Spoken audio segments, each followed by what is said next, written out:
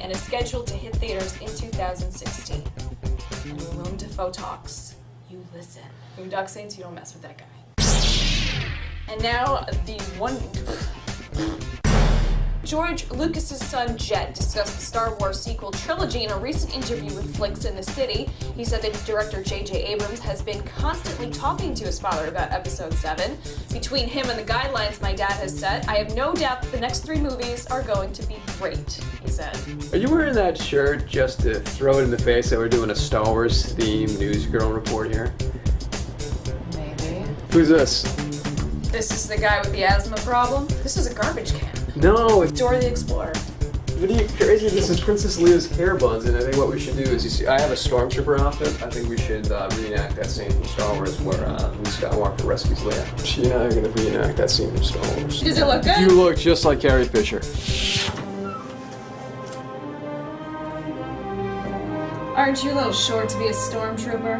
What the f*** are you talking about? I'm 5'8". Since when is 5'8" a short height anyway? Is that Star Trek in the Darkness you're looking at? What? What Star Wars fan are you? Maybe I just like lens flare. And that is this week's Nerdgasm News. How could you? What? I like it better.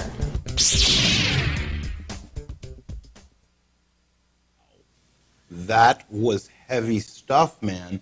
And that is Jamie. I still can't pronounce her name. Known her like 20 years.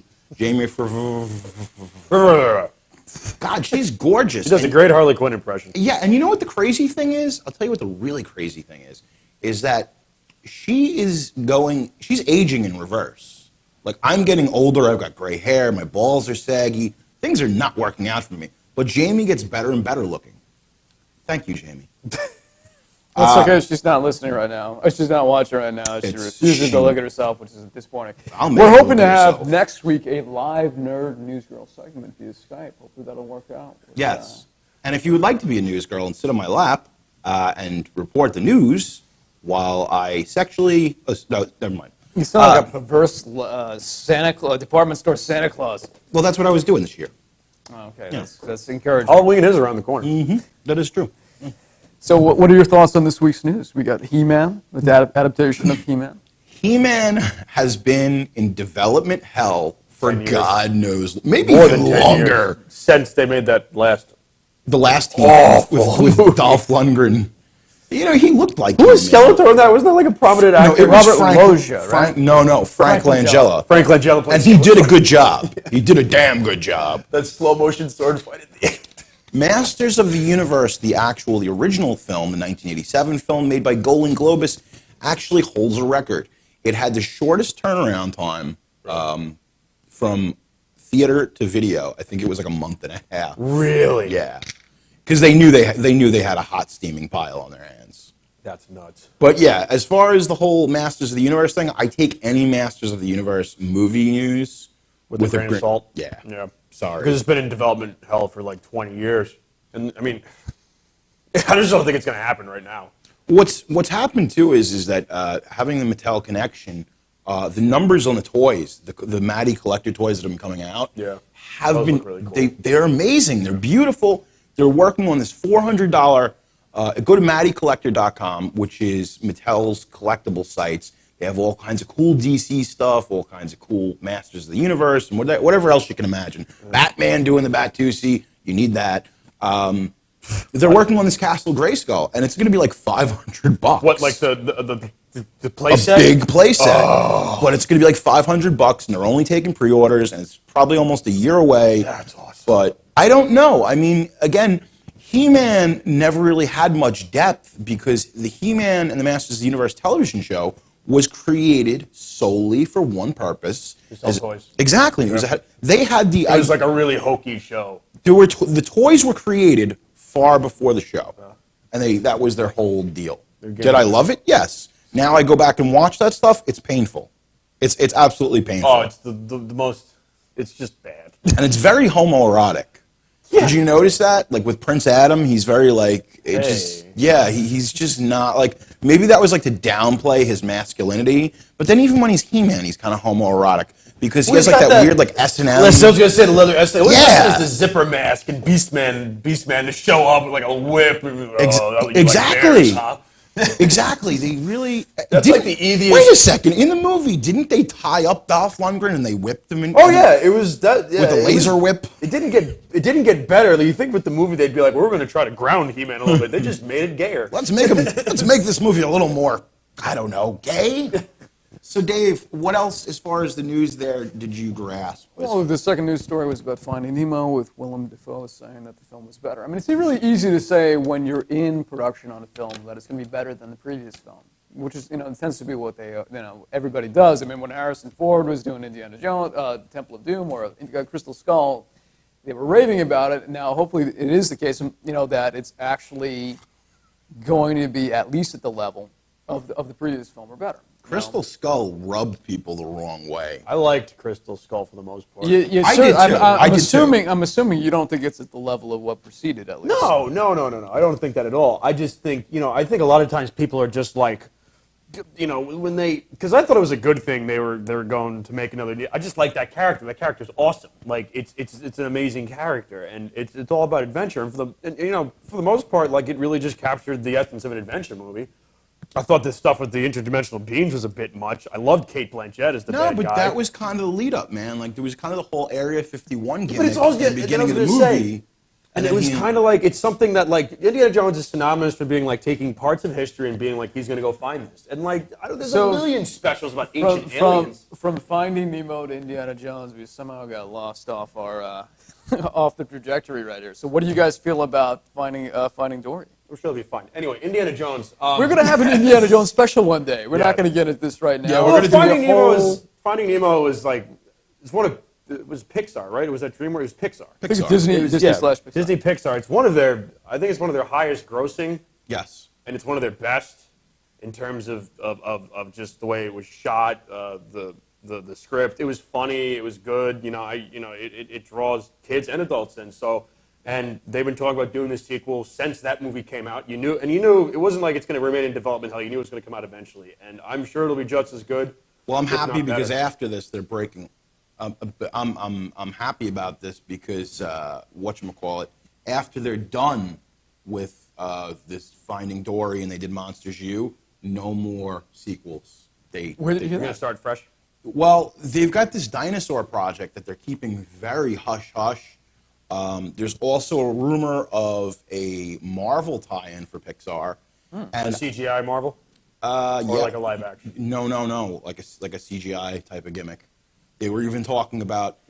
Fantastic. Yeah. Actually work like that. That's what I was thinking too, especially with the work they did on The Incredibles. Yeah. So, which is basically fantastic. And I'm still waiting for that Incredible sequel. They left off like with the door open completely for a sequel, and we never got it. I think it would function better as a TV show. Just because it's episodic like a comic book. Now, Jet Lucas, who probably doesn't know much in life because he's the son of a billionaire now. Surprisingly, when I saw the interview, I did watch the interview. Was he well spoken? And he was. I mean, he's like 19 or 20. He's a young guy. He was like a little kid when the prequels were being made. Right, exactly. And he seems like really down to earth. The interviewer just went on and went on and went on, and he never, he didn't just say, I'm bored of this, like you would imagine a kid in a walk of life being, that you're raised, by one of the richest men in the world, and he was. This guy could be like one of us because he loves the films too, even though he was raised in that household. Well, him and his sister are the heirs apparent. Once Lucas passes away, even though Disney owns it, Skywalker throne, if you will. Exactly. They're kind of like the Shane and Stephanie. He's not going anywhere anytime soon, though.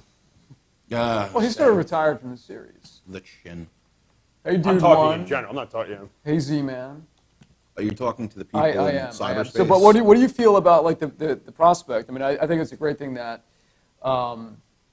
that Lucas is still in the fold, because he could have easily. It sounded like he was sort of like, I'm done with this. But well, Lucas apparently had guidelines for when he passed the torch to J.J. Abrams. He said, you can make the movie, you can write it, but here is the list of guidelines that you have to abide by that I want. And you sign the contract, you're agreeing to these guidelines that I'm putting for you that you have to put in the script. Imagine these guidelines are absolutely awful.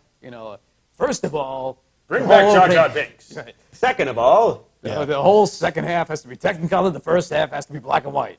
What was I watching? This is so funny. I was watching the Robot Chicken Star Wars things the other day, and it's the funniest parody when he goes when Vader goes to Luke, he goes, "Luke, I'm your father," and they just start questioning everything that happened in the prequels. Yeah. And he goes, Right. "Luke, I am your father." That's highly unlikely. Like it just makes complete sense.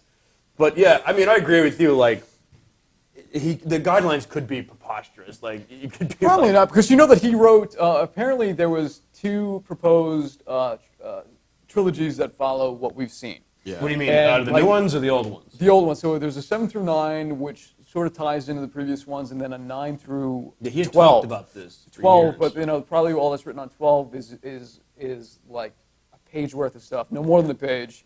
And Do you think apparently, he gave him that outline and be like, "I want you to make this movie"? maybe they can. They have more power than it sounds. I mean, at the end of the day, he's not the final word.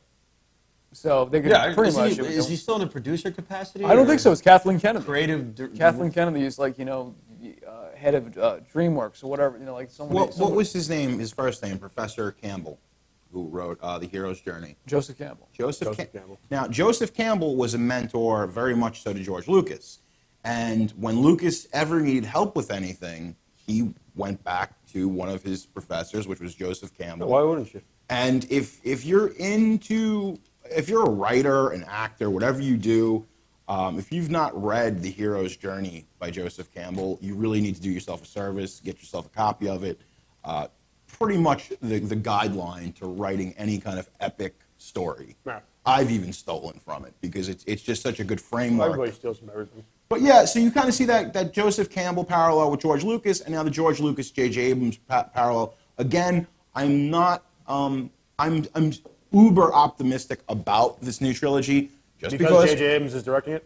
No, just because, because he's passionate about directing it, and also hinted that the guy was always a Star Wars fan and not really a Star Trek fan. I heard an interview with J.J. Abrams in 2008 where it was a discussion of Star Wars. Yeah. And the guy, knew it inside and out and really analyzed it as a filmmaker, which is a great thing for somebody. The likelihood is that they're even more passionate about the material than Lucas is at this age. Yeah. That's not hard to come by. You can tell his passion kind of died with those. Because now it's your sandbox. It's like lining up action figures. You can play with them. Yeah. But again, the reason I'm so optimistic, it's being shot on 35 millimeter, and they're using real locations. Right. So see, I like the fact that he's using all real locations. Jerry's basement, Joe's apartment. It's all real locations. I wish. Awesome. Everybody's coming over. Jerry, get over here. JJ's over right now. You want to be a Tusken Raider? Honestly, I just want to go to a bar and just play the Cantina music all day, as the DJ, and just be like, and once again, that same old song. Yeah, exactly. Could you imagine that? Because you get fired in a heartite is what would happen. I don't know about that. Debatable. It's a 50-50 shot. He might be the greatest DJ ever after that. Like, wow, this is just like being in Star Wars. Let's get drunk. I don't like you. My friend doesn't like you. Well, I'm very sorry about that. So let's see. Dave I have a guessing game. I have a guessing game that Wait, lets you. really? Yeah. All right. Yeah. It's a new, yeah. I'm game So for a guess. Matt in control room, I would love you to put up the image of this week's mystery actor. Ooh. And I want everybody in the chat room to take a long, hard look at this guy and tell me if you can figure out who this is, because this is from This actor is known from a number of famous movies. Ron Jeremy. It's a good guess. He just spoke at my sister's school. I did debate But with you're them. way off. So I want to see some guesses. Hopefully, Joe and Jerry, if you happen to know it, don't This don't movie's jump on clearly it. from like the 60s. I think it's I, Claudius that the film is from. So now this is an actor sort of at the beginning of his career. Who went on later to become much more famous in his later years. That's right. As... Oh, sorry. But let me put it this way. He was involved in let's say that he was involved in a very big, 2 individual huge trilogies. Oh my God. You know who it is, right? Is this I, Claudius? Because it looks like Ben-Hur. So Is it Derek Jacobi? that's a good guess, but we got to wait for the chat room to chime in on this. Yeah, seriously. Screw them. No, you're not going to blow it. Right. Okay, so Dave, shine it to me. Is it Derek Jacobi? You do not want to. No, wait, what? Shine it to me, Dave. Z-Man got it. Z-Man, you got it, man. I'm proud of you. Oh, Tell them who it is is. it? I gotta look this up. Wait, I mean, the cat's out of the bag. Yeah, no, so let's have the reveal of who it is. Yeah, John Rhys Davies. So that was really Man, at it the is beginning John of his Rhys career. Davies. You know, I met John Rhys Davies at the Fright Night Film Festival, where Deadly Xmas was making its premiere, and I had an opportunity. I was talking to him and Timothy Zahn, the author. That's got to be so weird. Yeah, like the two of them side by side, and right, he's a bit thinner now. He's probably not in the best of health, but I was talking to him. I don't recognize him without the beard. So I was talking to him about he played the historical figure. Was before Sadat? Caligula? No, Egypt. Talk about It was quality before film. Sadat. It was Nasser. Abigail Nasser he played in a television movie about Sadat. Did you ever see Caligula? No, that's really off topic. A lot of orgies. So. I own the Super. Not a lot of orgies in Sadat. So we were talking about, we had a long conversation about Sadat and about Nasser. You know, I had a historical conversation. Ironically, I didn't talk to him about all the... Abigail Nasser. He played the president of Egypt before Sadat came in 1980. Oh, wow. So I had this nice conversation, and I am sure he's relieved. It's like, oh, thank God someone's not talking about Indiana Jones and Lord of the Rings anymore. Seriously. Yeah. No one will ever talk about those films ever again. No, it's like he's probably tired of it. So I was trying to be creative and bring up a film that no one talks about.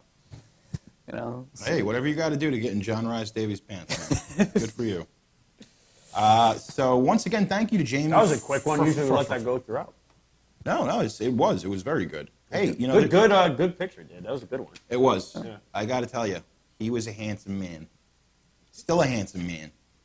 Still working well too. Working more than I am. Jesus. Just did Lord of the Rings. Doesn't do It's anything awful. for the rest of his life. So we're working on this show called Pre. Doing a show right now. Doing a pilot for a show called Pre, which means pre-production. You can go on Indiegogo.com. Check it out. Trailer should be up in a week or so. It's pretty cool stuff. It is about a bunch of guys trying to make a movie. It is kind of like a cross between It's Always Sunny in Philadelphia meets Entourage gone wrong. And it's a really solid script that my friend John Mariani wrote. Our good friend James Taffarelli is actually starring in it. Mr. Taffarelli. Yeah, I'm co-starring in it, which is really Mr. weird. Horror. I play myself. He plays himself. As opposed to playing with himself, which he usually does. Exactly. And I'm sure at some point that will happen. Those of you who watched 2 weeks ago saw a glimpse of that. Yeah, you're like, tonight there will be no male nudity. Collective sigh. Collective sigh from Peppercorn Montgomery. Well, all right, this is awful. So, what are we going to do next, Dave? Well, it's right on the sheet in front of you, Bubba. Okay, now it is time that we go into our review of This Is the End. This is a film that Jerry picked for a discussion this week. So, if we can run the trailer, we're going to have a nice little talk about it. Oh, This Is the End. I enjoy this film. I love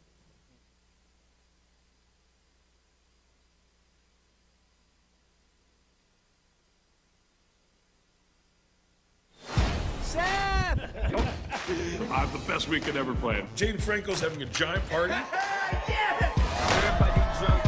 This place is beautiful, man. This place is like a piece of me. You two just stepped inside me. You let us both come inside you. Yeah. Boom. Thanks, James Franco. Have you seen Michael Cera tonight? What's up, Brianna? Can't believe people still invite him places. Don't touch my bumper, bitch. It's a weird face. So hot.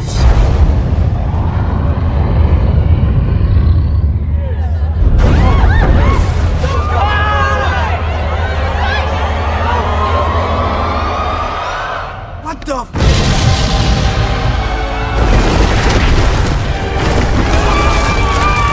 Come on, get out! Greg! It's too late for you. You're already in the hole. Damn it! Get off me, it's easy! The sheriff's office is urging people to stay in their homes right now. Looting, rioting. For all we know, the Lakers could have just won, and that's the reason why all this is happening. I think it's the apocalypse. It's all in here. And he opened the bottomless pit. The sinkhole, every single time I turn on the news, sinkhole in South America, a bunch of South Americans getting sucked into the ground. Sinkhole in my eyes. What you want, son? We should just stay in here, fortify this bitch, and take inventory of all the food we have. We got 12 bottles of water, 56 beers, Nutella, CT Crunch, a Milky Way. Can I have that Milky Way? No, you can't have the Milky Way. It's my special food. I like it. I want some of the Milky Way. I'll be pretty bummed if I don't at least get a bite of the Milky Way. What you want, son? This is my game. This is my lane. Get out of the way. What you want, hun? What the hell? Oh my God! Emma Watson showed up. Give me everything you have to drink. There are 6 of us. You cannot rob us. Hermione just stole all of our What you want, son?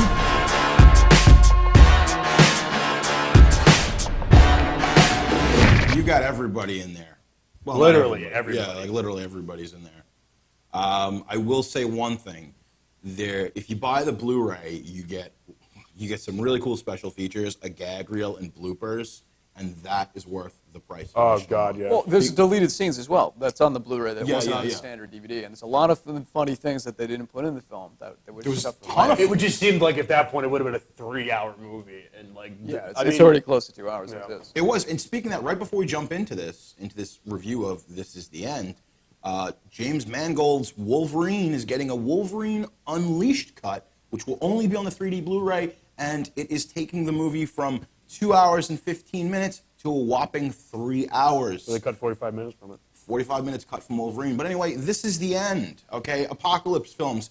We had the third part of the Coronado trilogy, which I did not see at The World's End. You guys apparently dug it. Oh, I loved it. This is a much different film. I haven't seen the other film. It's in the same vein. It's just Same vein. Yeah. It's a mashup, and it's also kind of very meta because these guys are playing themselves. They've been in a bunch of movies together. You know, Danny McBride, James Franco, who I will say to this day, in the cinemas, in one theater he had Oz going, which we reviewed Oz, we dug Oz, and Spring Breakers, one of my favorite films that came out this year or last year. I don't remember. A lot of drugs. I was on drugs when I saw that, which made it even better. And I really tell the kids out there, you should use some kind of hallucinogens and watch Spring Breakers. Much more effective as a film. I still say that movie would be better if they just cut out the whole girl stuff and just put Franco in it. Well, when he shows up, I think That's when the movie starts. When he shows it up. really does. But He's really good in it. Franco is probably the greatest actor of our generation, just because of the simple fact that he's got so much diversity. But Dave, what did you think of This Is the End? I think This Is the End is probably maybe the third best comedy horror film, and I do comedy horror. You know, probably the third best comedy horror film that I've ever seen.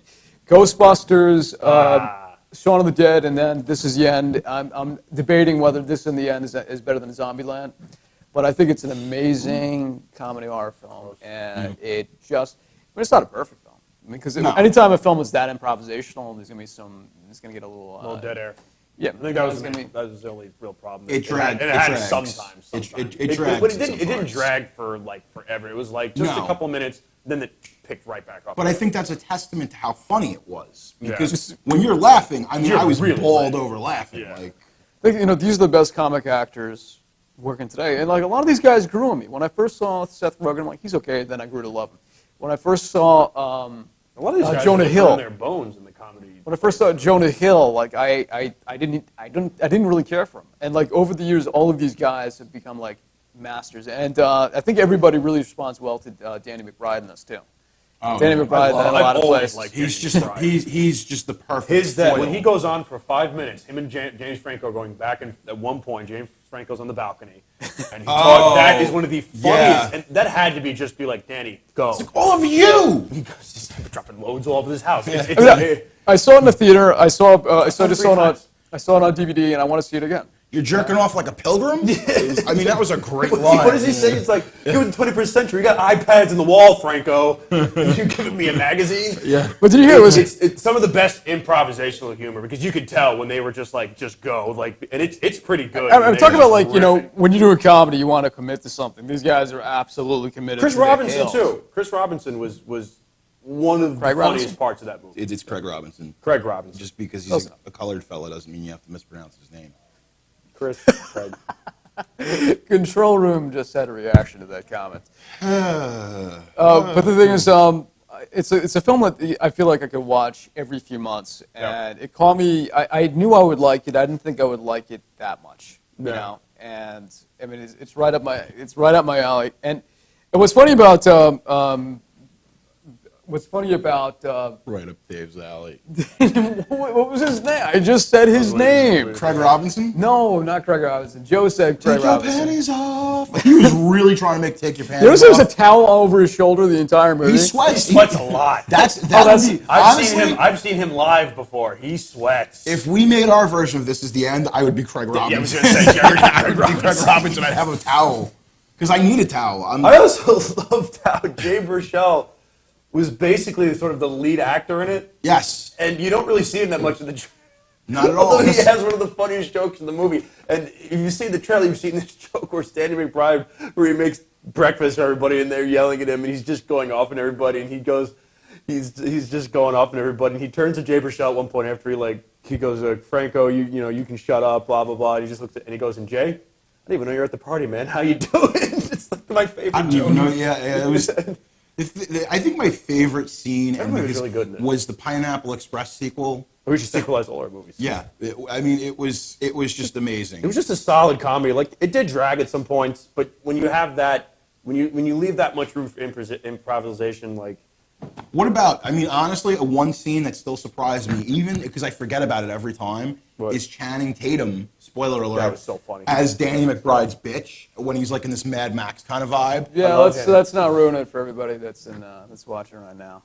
Well, I mean, right now it's on VOD, Blu-ray. Yeah, you can get it's accessible. Yeah, we're not even spoiling half the stuff. There's a great horror movie reference in it that I think I was the only person in the theater to get when I saw it. Oh, wow. With Jonah Hill? Yeah. Like, they did that shot for shot, and I'm like, nobody gets this? This is hilarious. This is so funny. Nah, man. Those guys are money, so I think we all enjoyed it. Yeah, absolutely. I definitely... Very cool with the effects, but again, I got the Blu-ray for my birthday, and I gotta tell you, man, the gag reel and the deleted scenes are, like, worth the price of admission. Because a lot of times... They give you like 5 minutes worth of stuff. It was like 45 minutes worth. Yeah, because there was so much improvisational jokes and stuff that they were just riffing. Mm-hmm. It's like it's a little mini movie in itself. So that made me happy. So I guess. But did you see the original film that it was based on? On the same disc is Seth and Jay at the end of the run. I'm forgetting the exact title. Oh, the little short they did? Yeah, there's a short film that this was based on that is on the DVD. Actually, I don't even have the right copy of it, but the thing is, like, I was so grossly disappointed after seeing that because it says in the end credits, based on the short film, Jay and Seth versus the Apocalypse, or whatever the hell it's called. Funny title wrong. And it's like you watch it and you're like, wow, this is not this is not funny. How long ago was that made though? 2007. So they were like at the they just weren't funny then. Well, I don't blame them. They didn't write it. It was sort of. It was like a darker film. Oh my God, was that a ghost? No, I think that's you dropping your bottle. A ghost? Well, I'll tell you what.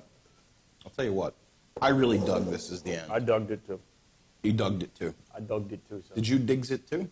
No, it's amazing. Yeah, what would you give it? I would be. 4 or 5 cum shots? How would you give it? Yeah, that's how I'm going to rate it.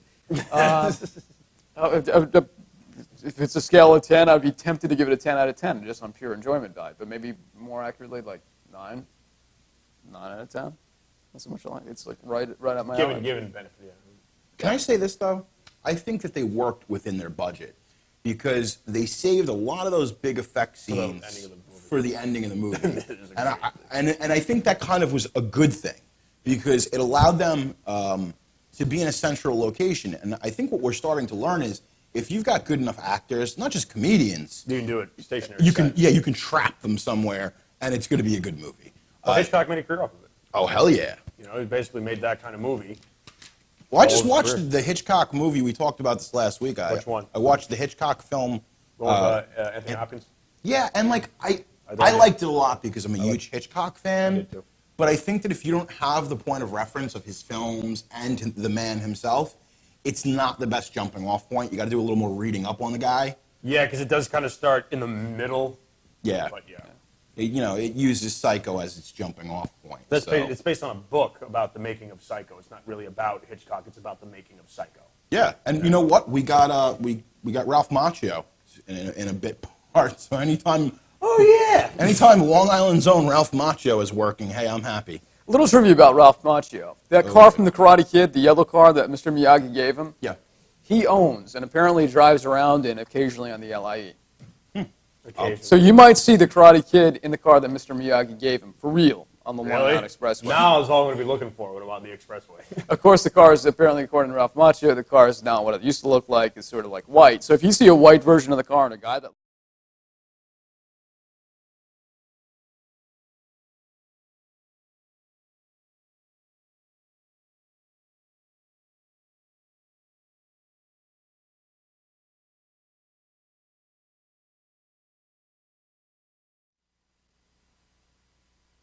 Do it again. I know what he wants. I know what he wants. He knows. Go ahead. I'm rolling whenever you're ready. Hey, I'm Felissa Rose, and you're watching Nerdgasm.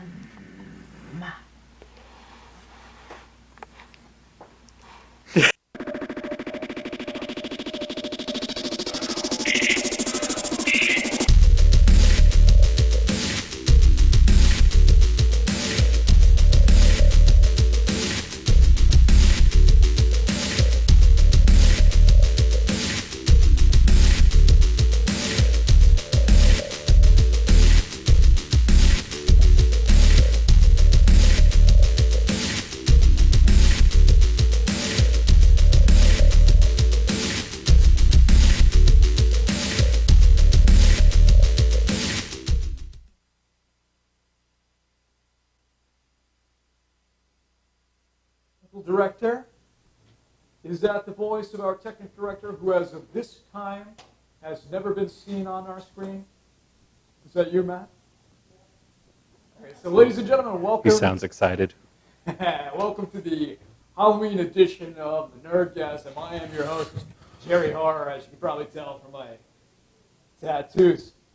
Our mic pack, ladies and gentlemen, do you hear us? Is my mic pack on? Of course.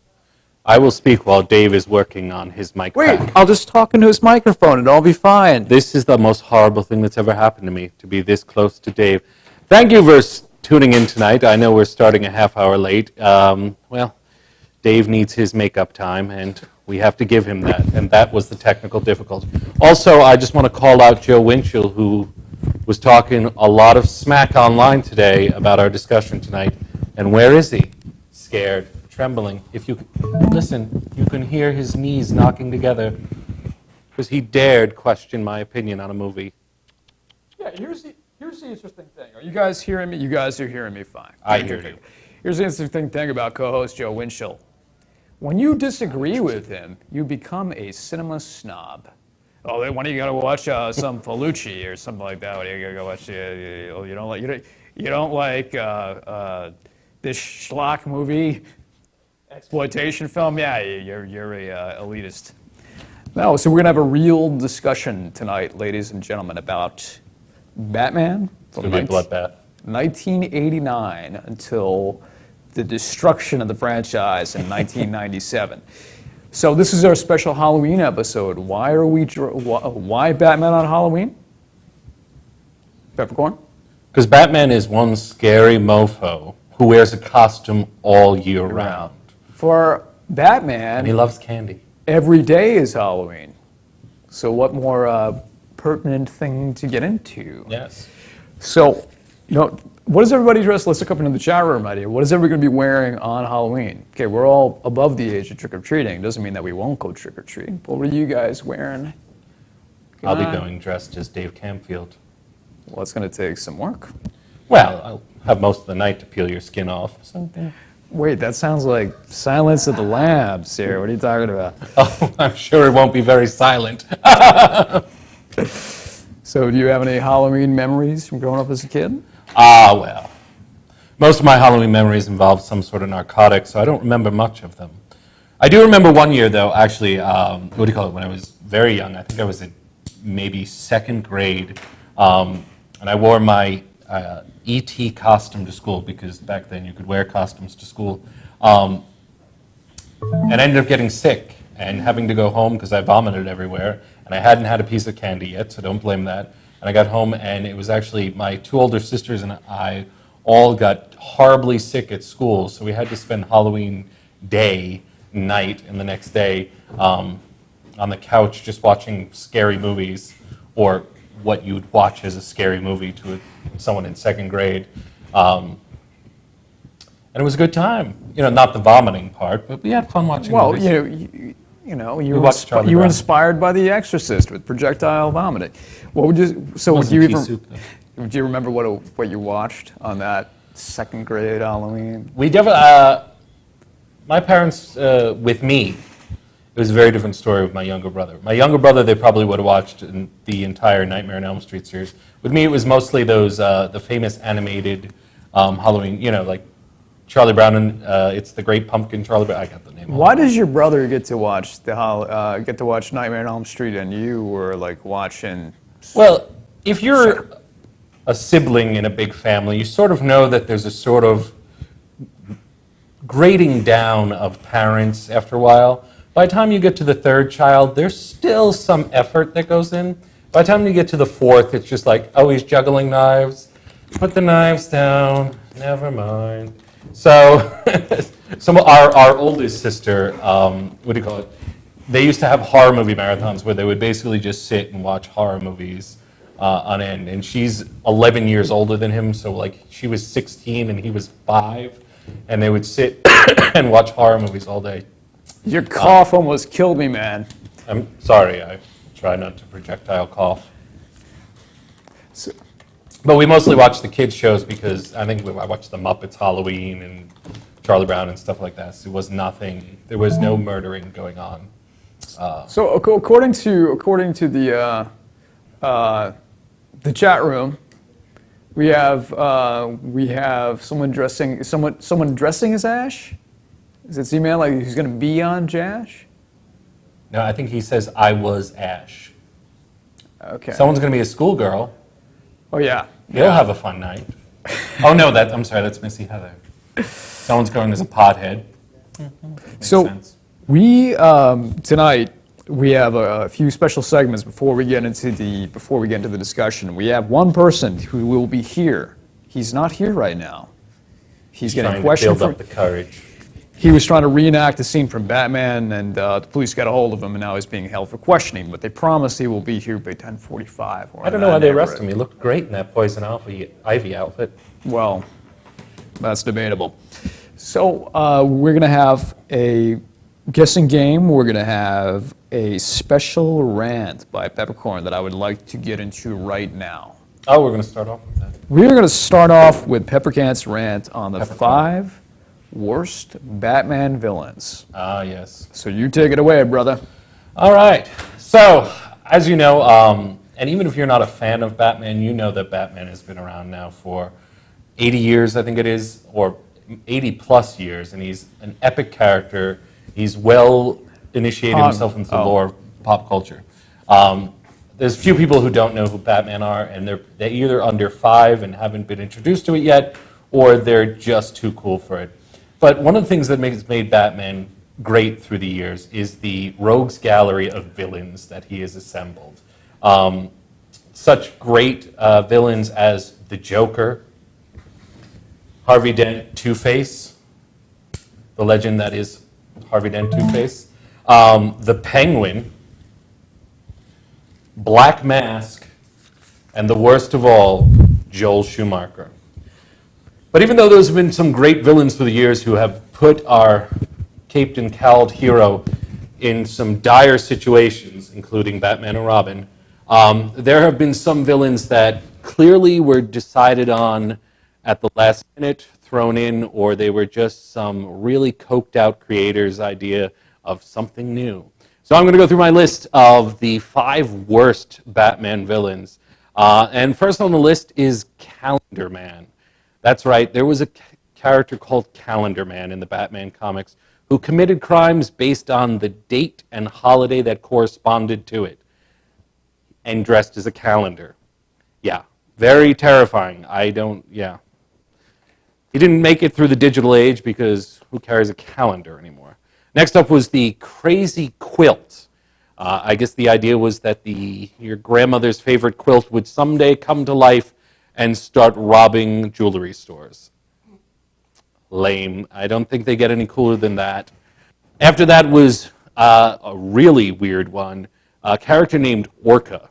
Orca was essentially a mutated human who looked sort of like a killer whale. I guess it's basically like the female version of Killer Croc, only nowhere near as cool.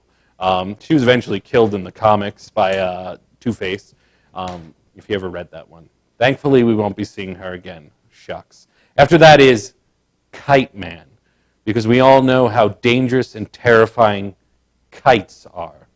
I can't think of the times I've been in the park and been like, gosh, I hope those kites don't go crazy and start robbing places. That's what they meant when they said high as a kite. Yes. Yeah, high as a kite. It was basically, I think the most famous part of Kite Man is the fact that one of his henchmen was Eel O'Brien, who went on to become Plastic Man. Or that's one of the backstories to Plastic Man. One thing you learn about comic books is they have 800 different background stories. Who knows? And finally, the worst villain of all, and actually comes in two parts. Any movie version of Bane. Bane in the comic books is an amazing character with a fantastic backstory of growing up in a hellish South American prison, imprisoned there since birth to pay for his father's crimes. And first, Joel Schumacher makes a total misstep by just making him some giant Hulk-like creature who does nothing but growl. And then Christopher Nolan took his shot at the Bane character and just made him a henchman to Talia al Ghul. That's right, I just ruined the end to The Dark Knight Rises, and I feel no guilt about it. A lot of people liked that movie and liked that character. Tom Hardy's a great actor. I don't take that away from him, but he's essentially a thug in a mask. All right, so that's all I have for the 5 worst Batman villains. Feel free to tell me some more. I'm sure you have your favorites or your least favorites, to say the least. Let me just say, chat room, Batman versus Superman. Who's your pick? Ooh. This is, by the way, is Halloween costume number 2. I will be wearing new Halloween costumes every time you get back to me. So later we'll see if you can stop us speeding bullets. Superman, yeah. So this is an interesting question because being a big comic book fan, I think in the universe, in a history of the interaction between Batman and Superman, and if you've ever read the Return of the Dark Knight, where there is a big showdown between Batman and Superman, it's an older Batman versus an older Superman, and the two of them understand each other very well. And I think in a showdown like that, Batman has the edge because he leaves no stone unturned. But if they just showed up in the same spot without really knowing each other, I kind of have to give it to Superman. He's Superman. And Batman is the greatest human ever, but he's just a human. Well, we got Batman versus Superman coming out in 2015. Right. And once Ben Affleck plays Superman, once Ben Affleck plays Batman, he's not going to be cool anymore. I hate to say it. It's going to be like, oh yeah, that kind of dorky guy that's in the background. I don't know. One of the things I know that Joe and I actually agree on, and we might be the only two people that possibly agree on this, is that we're very interested to see what Ben Affleck does. Once this news came out, I was excited. Ben Affleck's coming off a high. Argo, his last couple movies were pretty decent. My thought process was, not to interrupt you, but I will anyway. My thought process was that they were more interested in getting him as a director of the Justice League, and that's sort of like very careful planning to get him down the line, because he's a good actor and he's an even better director. Right. So, he'll be fine. You know? Yeah. Listen, all these movies come down, and when we get into this conversation, they all come down to one major thing: script. They're just the story. The story has to be good to start off with. No matter how many, and I know we're not talking about the Nolan trilogy tonight, but I have to use it as a perfect example. The biggest problem with The Dark Knight Rises is the script. There's just a lot of weird plot holes, and things come out of nowhere. And they're covered really well because they have a fantastic cast. And it's well shot. But let me say this right now. I think that the worst of Nolan's trilogy is better than the 4 that preceded it. And Joe would probably say some objection. I have some real issue with tonight's Batman movies. And Speaking of the original 4 films, I would love to get into tonight's Nerdgasm News Girls segment. Not only do we have one girl, but we have 2 that are going to tell you some trivia items about the original 4 Batman films. They're all directed by monkeys. Hi, I'm Deborah, and here are 4 fun casting facts about Batman. Willem Dafoe, David Bowie, John Lithgow, Tim Curry, and James Woods were considered for the Joker. And at one point, Bill Murray was even considered for Batman. Hi, I'm Jason Todd, aka the Robin that Batman kills. I thought I was doing this. Hi, I'm Dave Cantfield, and you're watching Nerdgasm. Want to see my movies? Go back into your hole. Meryl Streep was briefly considered for the role of Catwoman, but Tim Burton rejected her because she was considered too old for the role. What do you think about that, Heather? I agree with that. I haven't shaved my legs in like 3 days. Christian Bale had auditioned for the role of Robin. Ironically, a few years later, he went on to star as Batman in the Dark Knight trilogy. I like Christian Bale as Batman. Know why? You just can't let me do this myself, can you? When did you become Green Lantern? I can't find my pants. Patrick Stewart and Anthony Hopkins were both considered for the role of Mr. Freeze, till Joe Schumacher decided that Mr. Freeze must be big and strong like he was chiseled out of a glacier. It's not a tuba. And that was this week's Nerdgasm Trivia. He's like awkward. He doesn't like... You're not He's Captain America. He's never awkward. So. Truth, justice, and the ability to... Aww. Welcome back to Nerdgasm, and I am your host, a Latino Superman. I hope everyone enjoyed our Nerd News Girl segment. It was very exciting. I enjoyed it very much. I cut out, that was Deborah and Heather as our news girls. And basically, did you see that bat floating in the doorway above them? Do you realize, as much as I pride myself as being a very meticulous filmmaker, I didn't even realize there was a bat above her. And I should be able to say, oh, it was completely intentional. There's a bat above her. I didn't even realize when I filmed it. So we have to... Accidental genius. It happens all the time. Well, that's right. That's exactly what I am. I use the word genius in describing Dave. That's the nicest thing I've done all the week. Hey. So basically what we're doing is this is the part of the show that we call Killing Time, because we're waiting for our co-host to get here and we can't get into too much of the good stuff. So I'd like to open up a dialogue with our technical director, Matt. Matt in the control room. Could you throw your wonderful mug up on the screen? Sure. See, he's got a profoundly sexy voice. Wait, that's not the whole Matt. That's not the full Matt. There it is. Okay, there we go. Yes, we want the full Matt. So Matt, what are your Halloween plans? Sounds good. I don't even have any plans, to be honest with you. Get the hell out of here. It's Halloween, man. I know I'm going to Cinema Riches to feed kids in the streets. Feed them to candy. what? Oh, feed them candy. Oh, Yeah. okay. Oh, that's not very preferred Halloween-like. source of entertainment on Halloween. We got 2 very different reactions to your picture, Matt. One is, oh, Matt, you sexy, sexy man. That was said by me. And the other one was, duck face? Yes. Heather wants to know if you're single. Absolutely. Oh, well, there you go, Heather. Heather, you'd be the perfect guy for you. Pun intended. Freudian slips. So now a lot of the times, I've noticed that when I've looked back at these Nerdgasm shows, they are the greatest show on the internet. So you have to go back to the archives. Dave, of course, has limited access. Right. It's the only show I've really seen on the internet. Thanks to Net Nanny. And so, like, there's some dead space. Like, we'll be talking, and all of a sudden there's, oh, hold on, and that's always Matt, the technical director, talking to us. So I'm saying, what you got to do is we got to work you into the show, He's an interesting guy, sitting in control. He's like sitting there with the headphones on Dave, in front. camera 3. Cue Dave, camera 3. There are like so many cameras in front of me. I don't know which is right there. Oh, 3. Yeah, there you are. Oh, it's the one with the 3 on it. Yeah. Oh. Right. That's I would have direction. never figured that one out. I feel like an idiot. It's literally camera 3 is right in front of me. Stand by. We have a phone call. We have a phone call. Okay. It's Joe. He's too terrified to come in. Okay, now is this phone call a guest or is that someone Our trying? operator received it. I will know shortly. Okay. You have an operator? We do.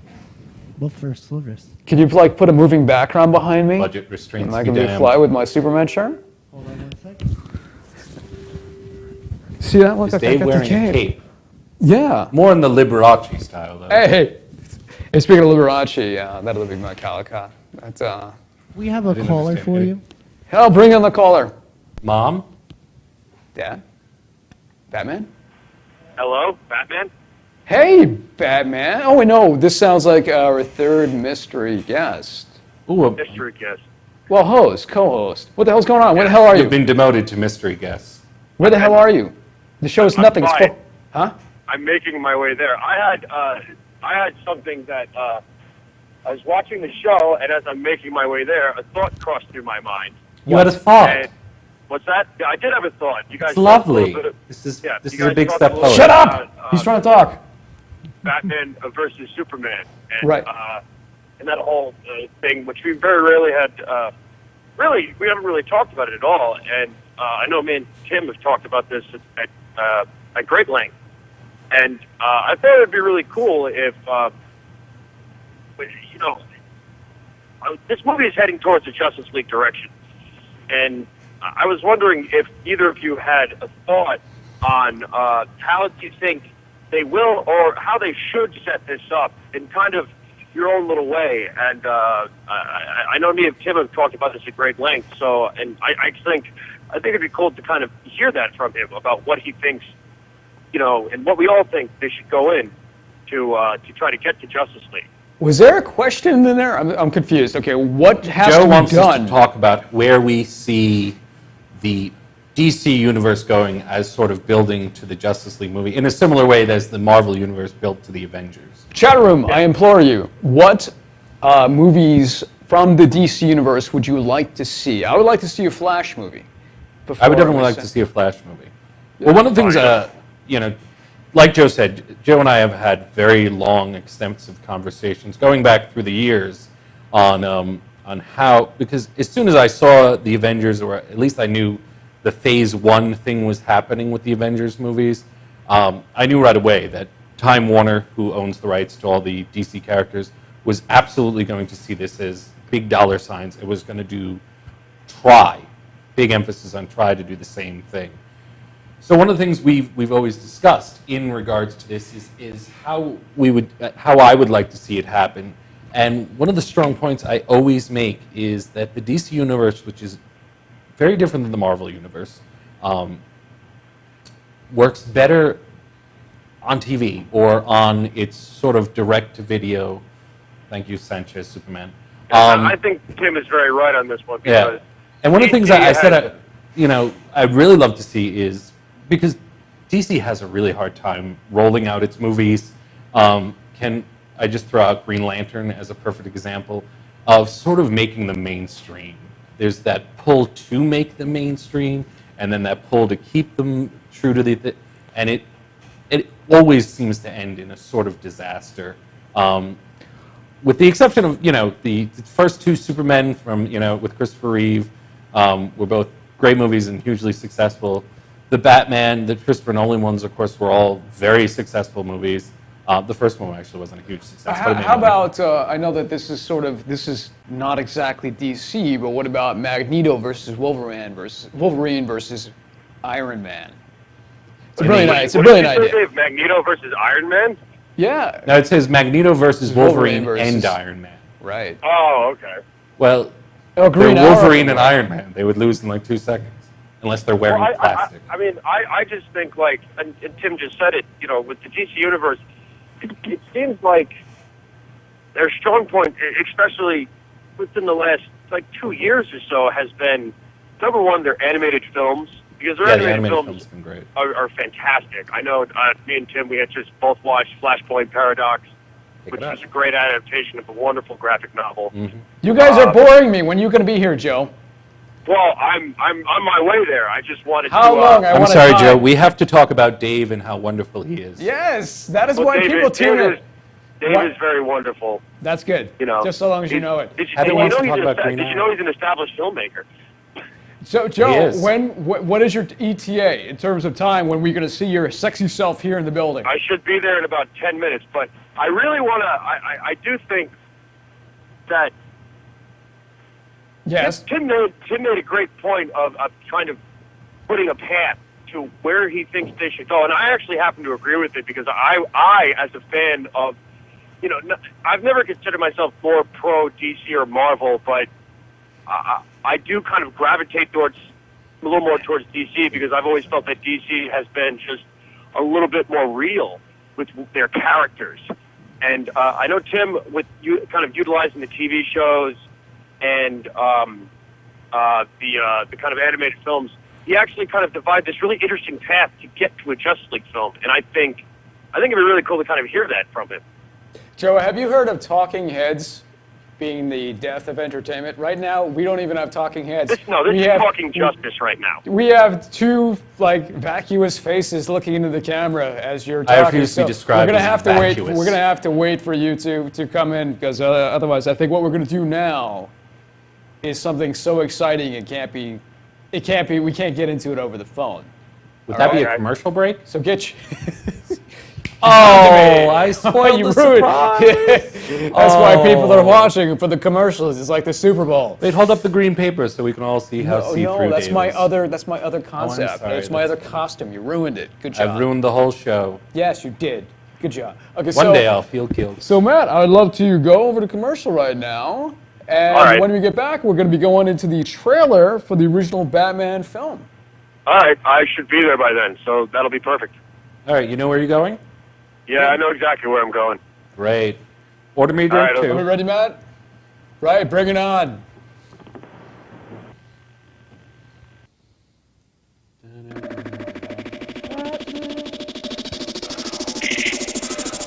Batman the short film Batman. Seriously.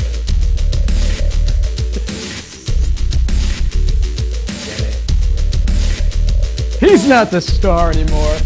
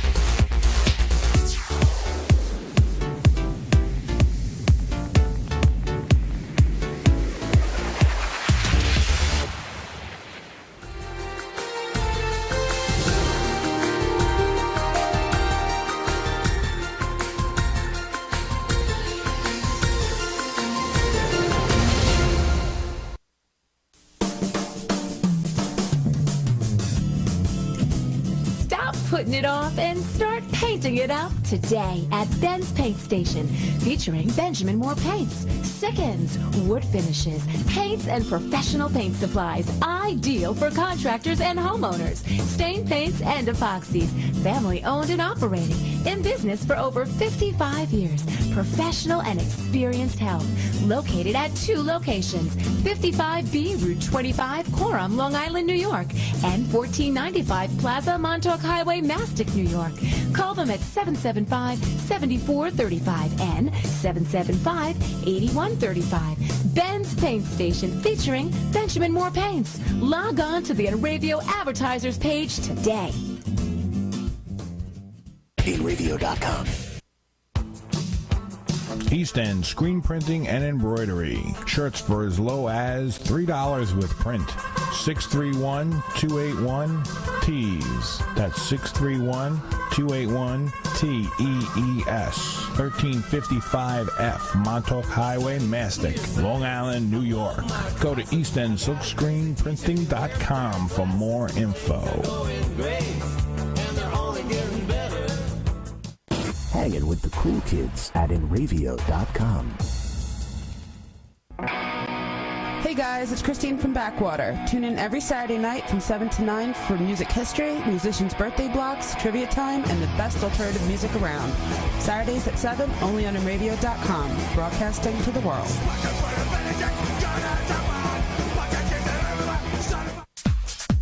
Sud City Car Wash, Montauk Highway in Mastic, Long Island, New York. $9.99 early bird special Monday through Thursday, 7:30 to 8:30 a.m. Phone 395-6114. Sud City Car Wash. Hand washes, hand waxes, and detailing. Interior cleaning, brushless, car wash club. Simonized products. Sud City Car Wash. Montauk Highway in Mastic, Long Island, New York.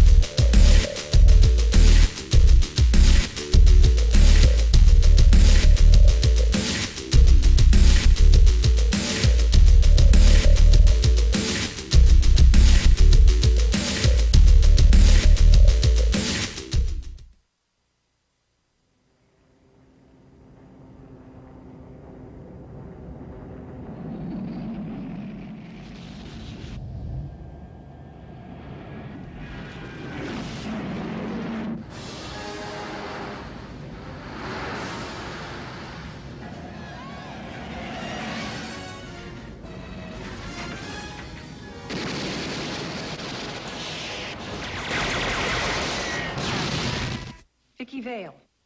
Bruce Wayne. And what do you do for a living? Lieutenant, is there a 6-foot bat in Gotham City? Nice outfit.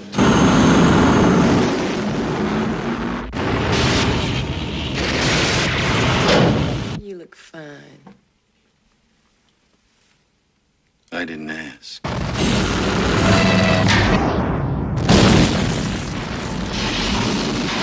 I have given a name to my pain. What are you? I'm Batman. Where did you get those wonderful toys? My life is really complex. Winged freak terrorizes. Wait till they get a load of me.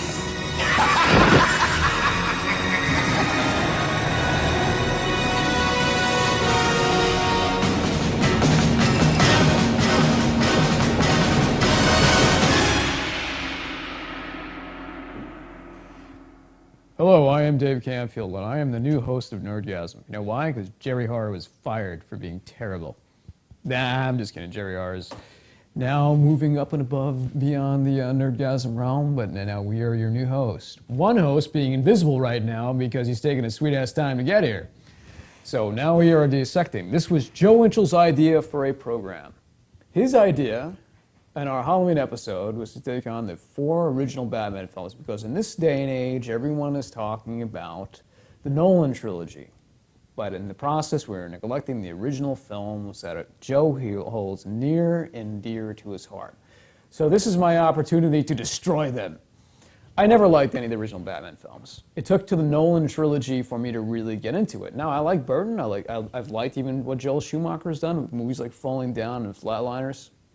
But when it came to this franchise, you got this albatross called John Peters dangling around the neck of every filmmaker that was involved. John Peters, if you recall these stories by Kevin Smith, was a purveyor of pretty insane ideas. Creative poison, I think they call it. Barbra Streisand's former hairdresser that somehow became a producer. So he was the genius, the mastermind behind Wild Wild West, and basically any film that bears his name that was actually somewhat good was probably in spite of him being involved. I will not be hired by John Peters anytime soon, or will he work on my hair? But I would say that I'd let him work on my hair. I would say that can't get any worse. I would say that the original film was something that, as a very young child, I was extraordinarily excited about. Tim Burton made one of the great films that I'd ever seen, Pee-wee's Big Adventure, which, even when it came out, when Pee-wee's Big Adventure came out, it blew people's expectations. And it was so different for kids, what supposedly children, families film. It was so dark and twisted. Creative and purely from the mind of Tim Burton, having done Frankenweenie. Now, the idea, I think what Batman shows is a young filmmaker being forced into a studio film that he's not particularly crazy to be involved with. Do you know about the early stages of how Batman '89 came to be? That it was at one point, they had a script in 1983. Yeah. This chat room, are you guys dead? I mean, they all left. Seriously, no one's responding. This is an interactive show. Make comments, unless let me test. R.I.P. Chat room. This is how exciting the show gets. You get to watch Dave type. Yeah. So anyway, to build on what he was saying, it was years of pre-production went into Batman 1989. They went through several directors, several actors, several scripts before they ever got an actual movie made. I think it was right after the original first couple Supermans were successful that they wanted to Right, and they had go a the same writer of direction. Superman, try to bring it to that territory. It was more of a comic direction because the inspiration was the Adam West, cartoon, 1960s show. Yes, which was quite intentionally, which is why I hold it with a lot of respect and regard, because they put a lot of work and effort, and they worked hard on making a campy show. It was what it intended to be, and it worked as what it is. So a lot of people now, they look back at it and they mock it. This was a top flank TV show which got the top guest stars, had a good budget for itself. This was not some just cheap show that was just thrown out there. This was a quality show. So you can't, in my opinion, you can't talk down about the Adam West TV show. It might not be your cup of tea, but it's certainly It was wonderfully entertaining, and I think that of the original 4 films, I probably prefer to watch the original Batman TV show because it knew what it was. It was funny, and it wasn't sort of a film in search of identity. I mean, it made by filmmakers who didn't even know what kind of film they wanted to make. Yeah. That's my opinion of it. Now, when I was a kid, the kids have very low standards. Let's be honest. When I was a kid, I'm looking at camera 3, aren't I? Yes. Okay, I keep looking at the camera. All the kids I whatever know camera that have is. very high standards. And there's a camera Maybe right that's there just too. for me. I have no idea what that is. Okay, so Just look forward; they'll figure it out. Right. So when I was a kid, with my very low kid standards, I remember thinking that Batman is this damn fly that's all around me. I'm gonna get it. Okay. I remember thinking that it was an okay film. It's like, I think that was the point in Hollywood where it was discovered that a film did not have to be great to be a blockbuster. Because you're coming off the heels of the Spielberg Lucas joints, the Star Wars film, Indiana Jones films, and then '89, the year that Last Crusade came out, this film came out, and it looked undercooked. The effects in the original Batman film are, I think, in its time, are subpar. It's, all the money seemed to go to Nicholson. They were so keen on getting Nicholson in this film that they basically threw him half the budget, it seems like. Yeah. And everything else sort of got shortchanged. So you have a film that's very heavy on Nicholson improvs, but how is it as a narrative? It's an okay script. They were rewriting in the process of making it. What I'm left with is a film that is sort of clunky in its pacing. Where one scene doesn't really flow into the next scene, where it feels like it's made by a self-conscious filmmaker. Look at Pee-wee's Big Adventure as a film that Burton feels like he had much more edge on, control, and was more black than the expectations for a movie like Pee-wee's Big Adventure are nil. There's no money going into it. There's not a lot of expectation. In that type of film, a guy like Tim Burton has full reign to sort of delve into his own twisted subconscious and make a movie. In Batman, you were making a Batman movie with a big budget, with big stars. Jack Nicholson is a mega star. You have this studio right on top of you every step of the way, right. And they're making questioning every decision. I think that's an example of a studio making it worse. There were some times where...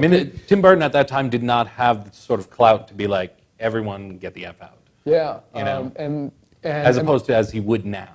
Right. Even by the time he did Batman Returns, I think Batman Returns is much closer to a Tim Burton vision than the original Batman film is. Which is why I think a lot of people hate it, but... Yeah, to me, Batman, the original film, was just a studio-made, sort of generic film with a little bit of Tim Burton edge to it. It's an okay film. I don't even know if I can call it a good film. I didn't like it when I was a kid, and I'm not crazy about it now. It is merely a film that I watch if there's absolutely nothing else on that sort of feels comic booky, in that respect. It's nice. It does have, you're a superhero fan, it's a superhero movie. There's sort of that level. It's nowhere near as bad as it got a few years later, but we'll get to absolutely, that. Yes. Let me talk about the positives on this film, just to spin things around. Nicholson's performance as the Joker is top-notch. This is Nicholson at his zany best. He really sinks into the character. He does the dark humor really well, and he commits. And what he does with the character, the way he plays it, and he's clearly having a blast and doing the work. And in a better film, I think he would have won an Oscar for it, as we see later. Michael Keaton, there was an uproar about, talk about if the social media was around at the time that Michael Keaton was hired to be Batman as it was now with Ben Affleck, it would have been the same exact thing. People were thinking Michael Keaton from Night Shift and Gung Ho and Mr. Mom. I think even that was one of the titles on Variety, Mr. Mom playing Batman. People were totally against it. But Michael Keaton came through, and as the Bruce Wayne character, he added his own little dynamic to it. Was it ideal? It's debatable. A lot of people loved him in it, and I have no problem with his performance in that movie. I don't think it's the ideal Bruce Wayne, but I think it works in that context. It's sort of just adequate Bruce Wayne. It's just it's acceptable. But there's not a lot everything about, get your ass over here. Yeah, there's not a lot of Bruce Wayne in that movie. It's not the Bruce Wayne story that you see in Batman Begins. I think it's like the Batman movie. Mainly, it's the Joker movie with Batman. And then there's a few Bruce Wayne scenes in there. There's the scene at the party where you sort of just, as an entity, floats around. And then he has the couple scenes with Vicky Vale. You don't really get a real feel for Batman. And this is something, actually, I want to bring up the Quentin Tarantino comment that has recently surfaced, but I'll bring that up a little later. And I want to bring up the treatment of Bruce Wayne and Batman throughout film in general, because I think there's a misunderstanding by studios and by the expectation of the public on what this character should be, and I think the real heart of this character has never been properly explored out of the fear of what it really needs to be. But we'll get to that later. So. Ladies and gentlemen, we are now joined by Patrick Wilson, who was successful, who's coming off of his recent success. Patrick Wilson way too much. With Insidious 3. In Insidious 1, 2, and soon to be 3. I thought they killed you off at the end of 1 anyway. How did Conjuring. Oh, and yeah, that's right. He's the go-to guy. He always when has it to be comes contrarian like that. Do you have your mic pack on, buddy? Okay. Yeah, Joe, we use mics This here. is the guy. Yes, I do. This is the brainchild of this episode. So now, Joe, who's one of my favorite actors, and probably would make a pretty damn good Batman himself. No, I would never. Or I could never play the Dark Knight, sir. No, well, don't, you could at least do as good of a job as Val Kilmer. That's not a compliment at all. So when we we talk talking about 89 Batman? The 89 Yes. Batman. A lot of ways I love the 89 Batman because, I mean, first of all, which is kind of a weird statement because I almost feel you have to love it because it was the first kind of attempt at a real Batman film. In Keyword 1989. being attempt. But I still think it works. I enjoy that movie. I enjoy, the aspects of it. I actually really like the look of that movie. I'm not a Tim Burton fan at all, but the look of that film I really liked. I enjoy Michael Keaton. I heard Tim before saying not the ideal Batman, but still did a good job for what it was. I don't fault him. I feel like he was a better Bruce Wayne than a Batman. Hell yeah. Wait. Did you just say a better Bruce Wayne than a Batman? That's how I feel. I'm an opposite because, he's a Batman. He was sort of like his... It's hard to judge Batman his at Bruce Wayne. the person playing Batman. It's a guy in a suit. Right, yeah, I will say this, and I'm going to say this right off the bat right now. With the character playing Batman and Bruce Wayne has become almost like a great Shakespeare character. It's like the Hamlet of comic book movies because it's a really tough role to play. And I think it's the toughest role to play out of all the comic book characters. Hero-wise. But I feel, I got to be honest, out of the 7 movies, there's been 7 movies made, they have never, and this includes the Nolan ones, they have never gotten to the heart of Bruce Wayne and Batman. Oh, not like they have in the comic books at all. No, not even close. I mean, we were talking. But as far as the 89 goes, I have issues with it because, and I heard when I came in and said this when you were talking, it's almost like Batman's a secondary character, and he shouldn't be. He should be the main character. And it seems like there's a little bit more focus on the villains in that. And I love Jack Nicholson as a Joker. He did a tremendous job. It's great. But when you make a movie called Batman, it should be. When you watch the movie, it's almost like he's a secondary character. Don't get me wrong. The action scenes are great. The Batmobile looks awesome. All those stuff is great. But at the end of the day, your supporting character, which essentially is Jack Nicholson, who actually, and I kind of feel like this was preempted because I think he got top billing over Keaton in that film. Yes. And it's Jack Nicholson. Yes. Well, let's look at this from a realistic perspective. Studios want to make a buck. That's why Jack Nicholson was cast. And it's not to say that it didn't do a great job, but no one reined in Jack Nicholson. So Jack Nicholson sort of steals the show. And I remember there was a story about Olivier, who stood up in the middle of a performance of Hamlet, jumped on the table and said his lines, and in his way, and the audience applauded. And the next night's show, he didn't do that, because he felt it called too much attention away from the central idea, which is exactly what Nicholson is doing. And Val Kilmer in movies like Heat is when a supporting character takes away the focus of the storyline. So I think there is you get, it's almost like you're eating the top of you're eating the icing off of the cupcake, and the whole thing. Wow, that was a bad metaphor. But the point I was cut Dave off at this point and put Good friends would have helped him out. No, I was just watching him swim. The point I was making is that you get all of this fun supporting stuff, but it's throwing off the whole structure, and it winds up being a less satisfying kind of movie because it's. I think people, especially with the listen, I did the rant about it. The Batman villains are epic. As a filmmaker, and I think more so as screenwriters, I think people, they fall in love with the stories of the villains. And so every movie, with the exception of, actually The Dark Knight, I think is the only one that doesn't fully fall into it, but it does to a certain extent. Every movie is a flippin' origin story. Because, I mean, the first one is Jack Nicholson as the, it's the origin of the Joker. The next one is the origin of Penguin and Catwoman. The next one is the origin of the Riddler, and then it's the origin of Poison Ivy and Bane, and Then it's the origin of Batman again after And that. it's the origin of Batman again. You know, I and never then- even thought of it that way, but I think that you're right. I think the only one that doesn't completely fall into that would be the Dark Knight. The Dark Knight, because which you walk in because they established they don't really But really it's show still an the origin for the Two-Face Joker. origin. Yeah, but at the end But you have the it's- Two-Face. You know, but that's a good secondary point. storyline. It is a secondary storyline. It's true though. Interesting. And then all of Dark Knight Rises is a just big the origin story of you think it's Bane, but it's not. I hate that film sometimes. But we're not We got- here to talk about the superior Nolan trilogy. We're here to talk about the stupid Tim Burton and Joel Schumacher movies. So, Dave has made his opinion known. so no, but I don't dislike Batman. It is always a film that was sort of like. I happen to like the It's- film a it lot, is though. the It's very definition. watchable. Batman '89 is the definition. I think the word "meh" came as a result of that film because it's Yeah. exactly what I felt. It's sort of like, Joe, do you feel like I feel like the pacing. I know you think this mustache is sexy, but you're gonna have to get over Continue it. about the yeah. Go ahead. I feel like the pacing of the original Batman yeah. is so clunky. And what I was saying is that it feels like Burton is not given much power, and it's like I don't know what to do, man. It's like I don't know. Like that's what the whole See, film. I don't think. I think the pacing. I mean, one of the strongest aspects of the film, I think, for me, is the pacing of it.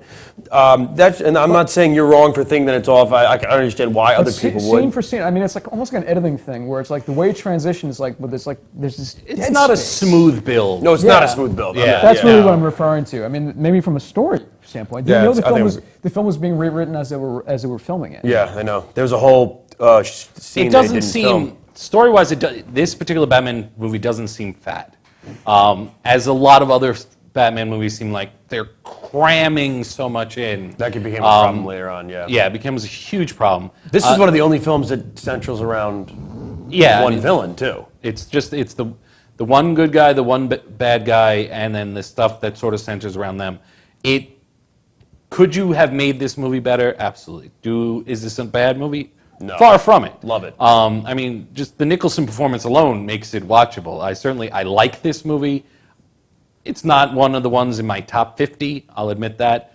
But it's definitely my top 100. I can definitely pop it in and watch it. But there's definitely sections of the movie where it's just like the story's progressing, and then it sort of takes this weird side turn, and then it eventually gets back. I think it has a hell of a climax. But I was saying, do you? I mean, from the balloon battle on, I guess. Those effects, I think, were unacceptable by 1989 standards. It was not nominated and good thing because why would they reward incompetence? No, yeah. It was not the effects like when that Batwing is sliding down the miniature of the model. Yeah. Yeah, I was like, that stuff. That's bad. I mean, like they perfected miniatures with the Star Wars films 10 years earlier. I think it's Pretty the well. problem you ran That into wasn't is actually one you wasn't brought up. I bad. think the Tim Burton style, especially at that time period, just didn't lend itself to big budget. No. I think now and we could argue about the Everybody- quality everybody of wants the a Tim stories. Burton style. But Alice in Wonderland, Oh, God. Okay, in 1 minute, Joe, bad what script. is the stuff that you love about Batman? And then we're going to go into Batman Returns. I think I've said it already. Nicholson's performance. I like the look of the film a whole lot. I think the way the Batsuit looks, the Batmobile, the Batplane. I also Don't enjoy. you feel he needed bat nipples? What's that? Nothing. No, that's a couple of films. That was away. That's 2 or 3 films We're away. getting there. I love the look of it. Again, love Nicholson's performance. They did establish a nice hero villain kind of dynamic with it. Right. Not large, but it was there, and it was really good with the kind of. If they hadn't, spoilers, they killed the Joker at the end of this. But like, you if ruined they it for hadn't- everyone. I'm saying if they hadn't, they would have ingrained a good rivalry to go on to another film. Yeah, it was a mistake, too. It was a very big mistake. And a mistake they continued throughout. Yeah, Nolan did. until Dark Knight, and then Nolan felt unfortunately because they didn't fate really beat them to it. Yeah, but at the same time, they didn't. If you look at the Nolan films, they didn't kill off anybody. The original Batman Right. films had a problem with just basically. Actually, one of my biggest problems with the Nolan film is that they killed off Two-Face. Harvey did. So. But I would like to get into why I am not a fan of this film, or at least why it disappointed me so heavily, even as a child. Did you see it in theaters? I did. I was a little kid, but this is what I was going to say. I think the story is meandering. The Joker, Batman. It's a sloppy story. It's because Tim Burton had no focus on that part. That's because they wanted so much Nicholson It's like you eat all the candy in the bag, and you shouldn't have done that. So the film was very kind of haphazardly structured. I could overdose on Nicholson any day of the week, though.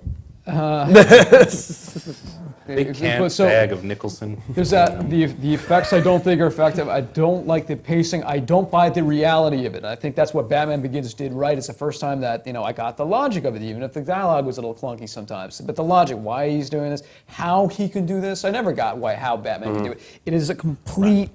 It's a total leap of faith that he can be pulling this off. Okay. Of course, if Batman Begins, okay, I get how he can be doing this, and the character felt a little more down to earth as opposed to quirky millionaire. Okay.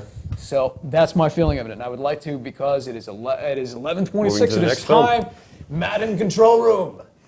Bring on the trailer for Batman Returns. We're not going to do the Guess Who game? I'm going to do it later. No time for Guess Who. I've been down here too long. It's time for me to ascend. From the sewers of Gotham, a new villain emerges.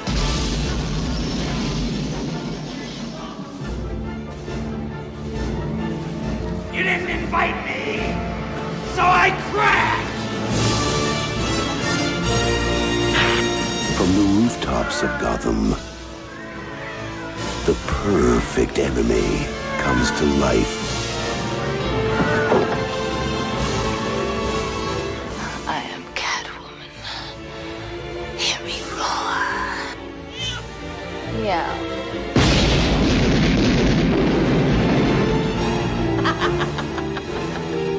And the only one who can save this city is a creature of the night. Hey, stud. I thought we had something together. We do.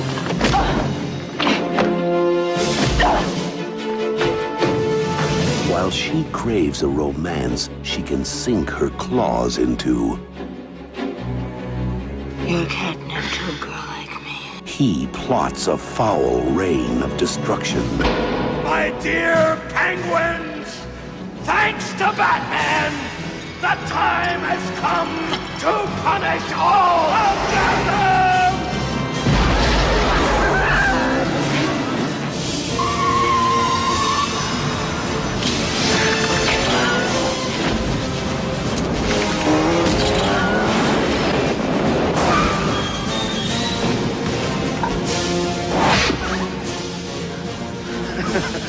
You missed.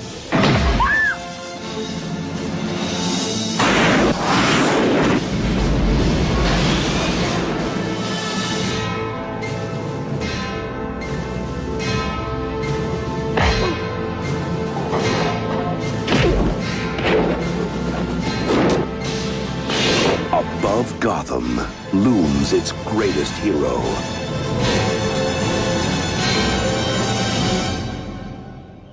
Hey, Z-Man, you're very knowledgeable. I see you in the chat room. Do you happen to recall what year Batman Returns came out? It's a little subject of discussion here that we're getting. I don't think any of us really know. Batman was 89. Batman Returns was, what, 91, 92, 93? I feel like it was 92. It was, yep, I would say probably 92, 93. Because there was a big gap between the two films. Yeah. I mean, which was surprising because the amount 92. It was 92. Okay. Which is, I guess, 3 years, which is... But still, the amount of money and acclaim that the first Batman had, you would assume they would have... They would have gone, yeah, I mean, 2 years later had it. Okay, But, this is the reason why we are here today. This film was inspired, a lot of passion in this man right here. So I would like to, don't like this film. hear, why this is, made you feel so, I don't know, antsy. If this is the series that had Batman and Robin and Batman Forever, how could it possibly be to that level? Your sarcasm's to the roof. Well, I know that was I right, though. I'm a gigantic Batman fan. I love him. I've read every storyline you could imagine, from the most obscure to the most mainstream.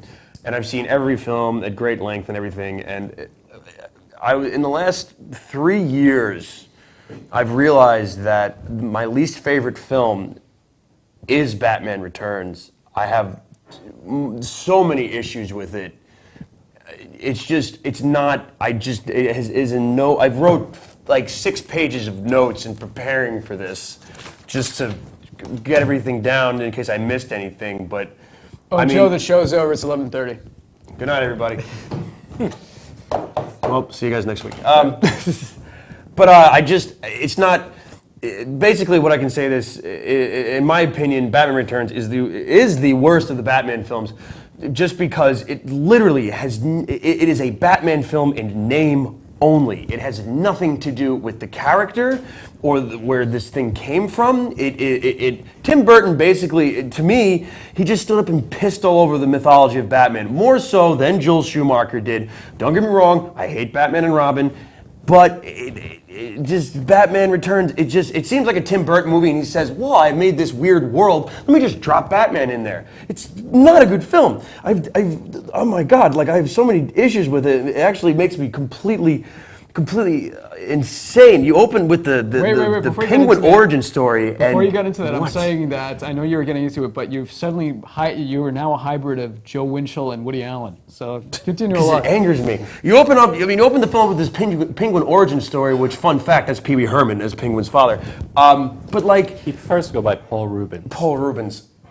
And you open up with this, you're lost. For me, when I watched it again like a year ago, I was like, I'm lost by this point. It makes no sense. That is not at all. Like any person who's ever picked up a comic book in their life knows that that's not what happened at all. So I'm lost at that point. And then the movie progresses, and you get a glimmer of hope when you see Keaton, because I did like Keaton as Batman, so you see him, but it just falters because he immediately goes and fights some horrific, stupid, moronic gang called the Red Circus Gang, and there starts one of my biggest issues with Burton's interpretation of Batman.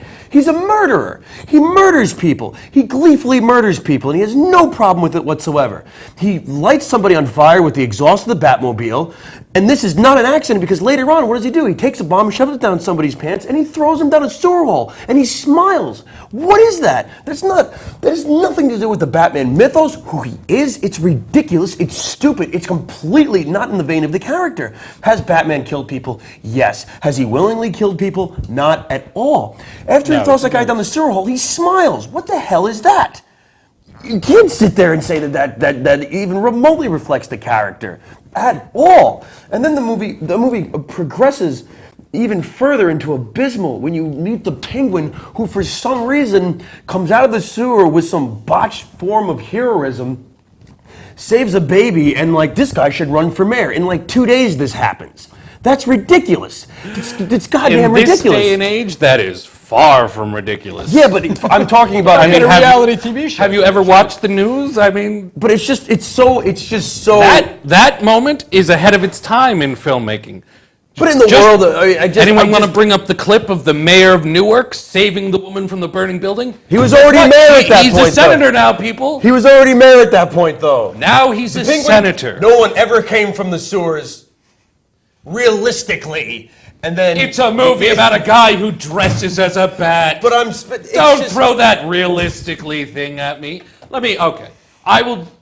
It is not a great representation of the Batman. It's the worst representation of the character. Not when Batman Forever and Batman and Robin exist, but we'll get to those in a moment. Oh my God. This movie actually is the best of the four, and I'll tell you why. High five, brother. Yes, because there's actually a story.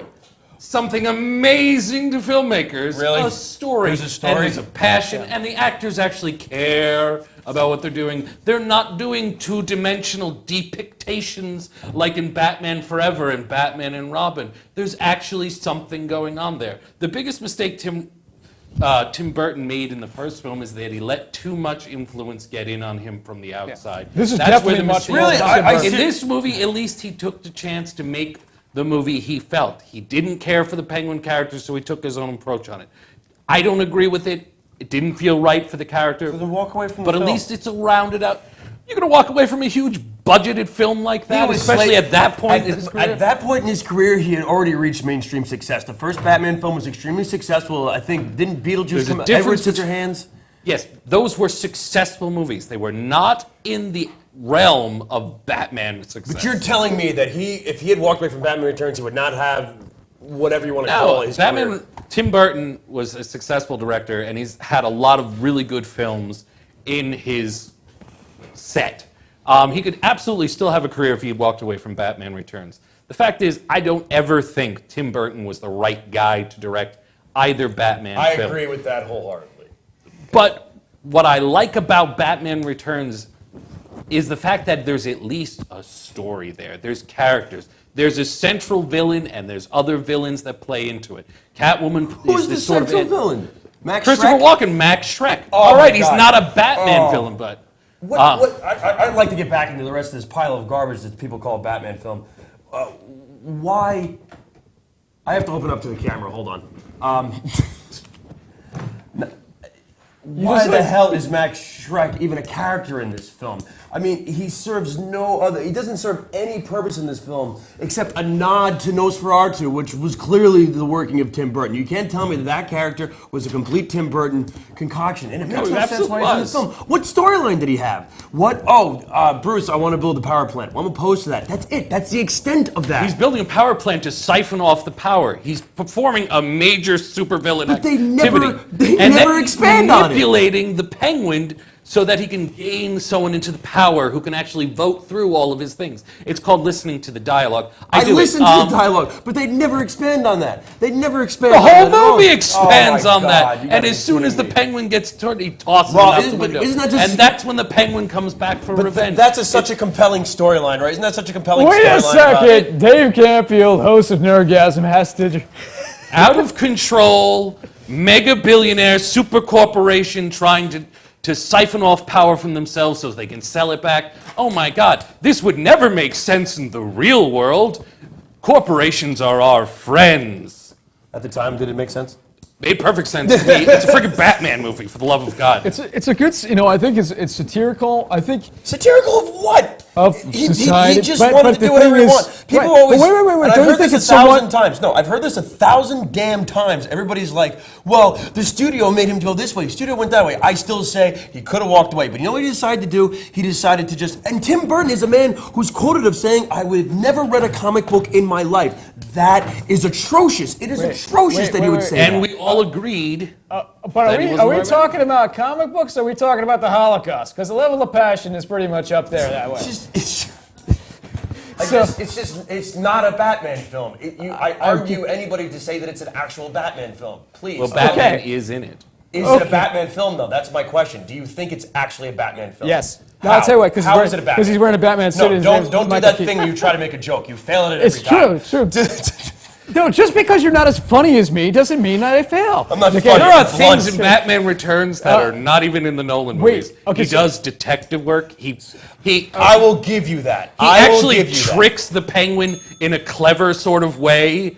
I think it's a much better script. Now, Joe, let me get to something.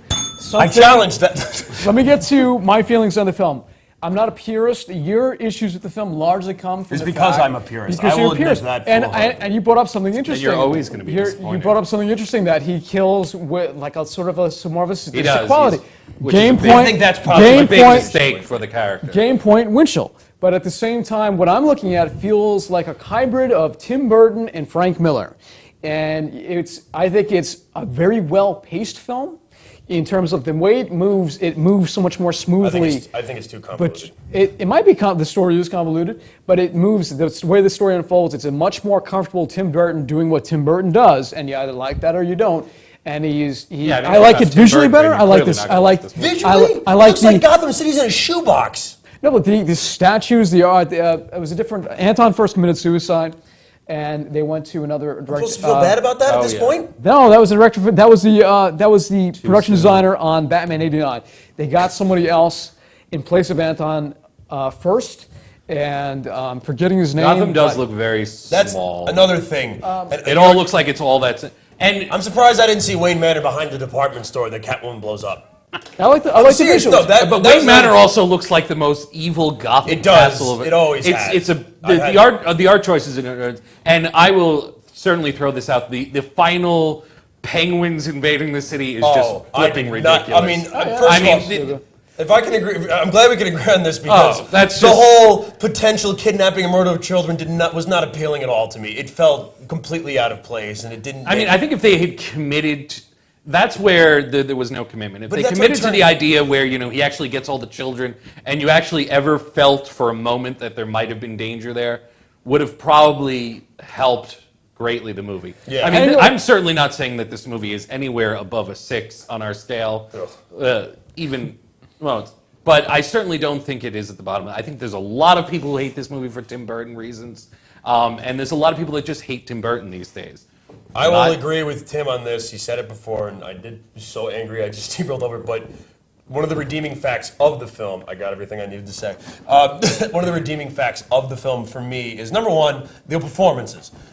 Yes. Even, and I just want to get this out there real quick, another big issue I have with the film is he bastardized the Penguin. That's what he did. And I know he took his own take on it. Necessarily but agree then with the take, I'm just like, it's just not like, you could have made that, I'm sorry, I argue the point, you could have made it work if you had sat down and actually tried to. But he wanted to be a rebel, that's fine, I get that, but you still ruined the character. It could have worked, and that character could never work as a lead villain now. It would be a supporting character at best, but back then, I think he could have pulled it off. Okay, but I think the biggest problem is he doesn't have the history with the characters. I don't think he cares enough either about the he doesn't. He's not a Batman fan. I mean, it's John Peters. You lay the fault at the foot of John Peters for these first films because he hires people who should not be directing these films. He points them in directions that do not make a whole lot of sense for being a quality film. He's doing it for random reasons. Kevin Smith Superman. Right. Yeah. He's doing things for random reasons. He's the guy that said, bring on Tim Burton and bring on Bill Murray as Batman. I mean, Tim Burton was going to direct a new Superman film at one point. Right. Yes. This is the guy that wanted Tim Burton with to Nick direct Cage playing Nicolas Cage as Superman. So, it doesn't make the guy's choices are based on randomness. Makes you appreciate Superman and Returns it's sort of like sometimes. actually let's tell you this much. Let's say this much. I refuse to talk about Superman Returns. Batman and Batman Returns represent a far better film than it could have been at the hands of John Peter. It's almost amazing that it wound up being a decent film. Right. It could have easily been more like Batman and Robin. But real quick, I just want to say one thing. It'll be very quick. I wanted to just say about the performances saved this film for me, and a lot, particularly Michelle. But you said it's your least favorite film of all time, though. Huh? You said it's your least favorite film of all time. I mean, little aspects, because I enjoy watching Michelle Pfeiffer, even though it had nothing to do with the character. The soul of the character was sort of still there. She tried to, it's a very different take on it. It was a very different take, but I enjoyed the performances from it. I thought for me, Michelle Pfeiffer was like a bad Marilyn Monroe impression. Some people liked it. No, that was Drew Barrymore in Batman Forever. That's a valid point as well. I wrote your joke for you, didn't I, Dave? What are you gonna do about it now?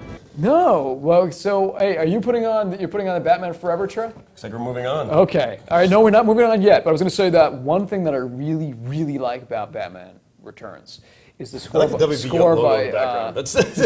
by Danny Elfman. The Penguin theme is one of my favorite bits of music that he's ever created. Danny Elfman did a good score. The score of the Penguin is amazing, and I think Keaton was at his best as Batman in that film. He got comfortable. Everybody got comfortable. It just happens to be a very different take. For purists, are really going to dislike it. Joe was a purist. It's so different than when you dislike a film, I think it has everything to do with how much you're offended by individual aspects. I'm offended by, say, bad pacing. So that's why I'm going to prefer Batman Returns to Batman. Not by much, by a very little bit, in part because I have issues with the pacing of the original film. I think the second film is a bolder film, and I just personally enjoyed it a little bit more. Just because it's dark doesn't make it a Batman movie. No, that's not the point I'm making. It's nice dissolve, Matt. That was what do you call it? Dave Joe. Dave Joe. So I think of you both as one person. I think it is time to now delve into Batman Forever. I quit. Based on Batman Forever, can we play it in the background? I quit. Let's play it in the background as we talk over it. It's actually kind of a cool trailer. It is. It makes you give. It actually has a little bit of hope. There's actually. Who's afraid of the big black in an uncertain world, in a chaotic time? Justice wears a mask.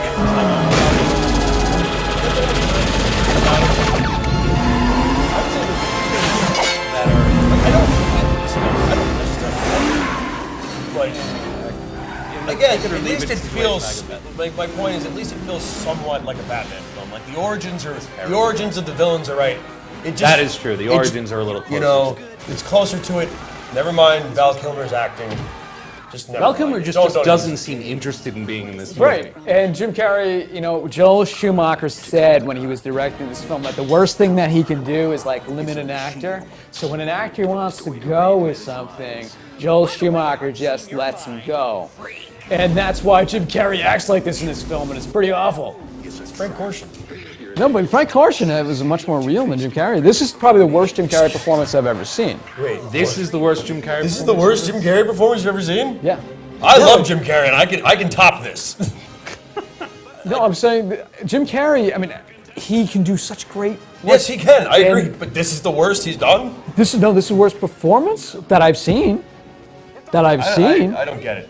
What, there's nothing real, the thing is that Is it I great? still No. feel This is the like worst Tommy Lee Jones performance. Definitely the worst time. I'll give you that. This is the worst Tommy Lee Jones Tommy Lee performance. Jones didn't even know where the hell he was. They're all- I mean, Nicole he's- Kidman was never hotter though. Yeah, I will say I mean, that. we'll get She it. was unbelievably hot. But this brings up the point I was bringing up earlier. This fly is driving me nuts. I was wondering what The you were biggest, waving at. the heart of the Batman character, which, like I said, no movie's ever going to get right, and I'll be amazed if it ever happens, is the Batman and Robin relationship. No. And they'll never ever do it right because they're too scared, because of everything. I mean, they made Father-son Robin, dynamic. a 21-year-old guy. Yeah. I mean, it's like there was no. How many scenes are there with Batman and Robin, or Bruce Wayne and Dick Grayson? I think not until the last. Yeah. The latter of the film, the last part of the film. I think You could make a Batman movie that is entirely the Batman and Robin story, where the villain, all you need for the villain is some thug who's the thug who took out Robin's Dick family. Grayson's parents, Yeah. and then just show the relationship and Batman taking on a ward and sort of fighting against being the father figure and then being the mentor and this whole thing. You could have dynamic, and then him teaching him the amazing role of dynamic. Robin. And then having the final scene where Batman finds out where the guy who killed Robin's parents is, and have a sort of, it'd be it'd be emotional, it'd be character driven. It will never get made. Never. The not animated in movie. our time. Well, But- let me just point out my feelings. I have to believe that eventually that movie can be made. Though. Hey, Yes, if we make it my back. I'm the host here. You burn your ground. Okay, so this is my point on the. This is what my feelings on it. And I'll let you guys. I miss Jerry. I'll let you guys. Suddenly I do too. Do you miss all the sexual metaphors? Okay, so. At least he had jokes that were kind of funny. They weren't really metaphors. I let you come on. How were they metaphors? They I were let you just come on the blunt. show. That's joke enough. Okay, so. Nothing this is your metaphorical idea. about them. So this is what I was going to. This is the point that I was going to get at, and I'm going to let you guys run wild for and then we got to get into Batman, the last Batman film of tonight. So my feeling is that when I first watched this film, my reaction was, "What the hell was that?" Was I just bothered by something? And I had to watch it again because it didn't feel like a movie. It seemed After so 12 sloppy times. and just. It was an unsatisfying film. The score was kind of neat, but it was just sort of like Walt Disney threw up, and you're looking at the remains right there. Soundtrack is amazing. Soundtrack is The different. soundtrack is amazing. You I know, will say that about Batman That was my Forever. show and The tell, Batman but I don't Forever think we're gonna get to soundtrack that. is amazing. Are you talking about the score of the film or the? No, I'm rock- talking about the actual soundtrack music, with Kiss the album. Rose on it. Okay, well, That soundtrack I'm is talking about amazing. the underscore for the film, which I thought none of it's a Tim Burton theme, none of it's the Danny Elfman theme. No. It's all new, and I thought they did a good job. But pretty much everything.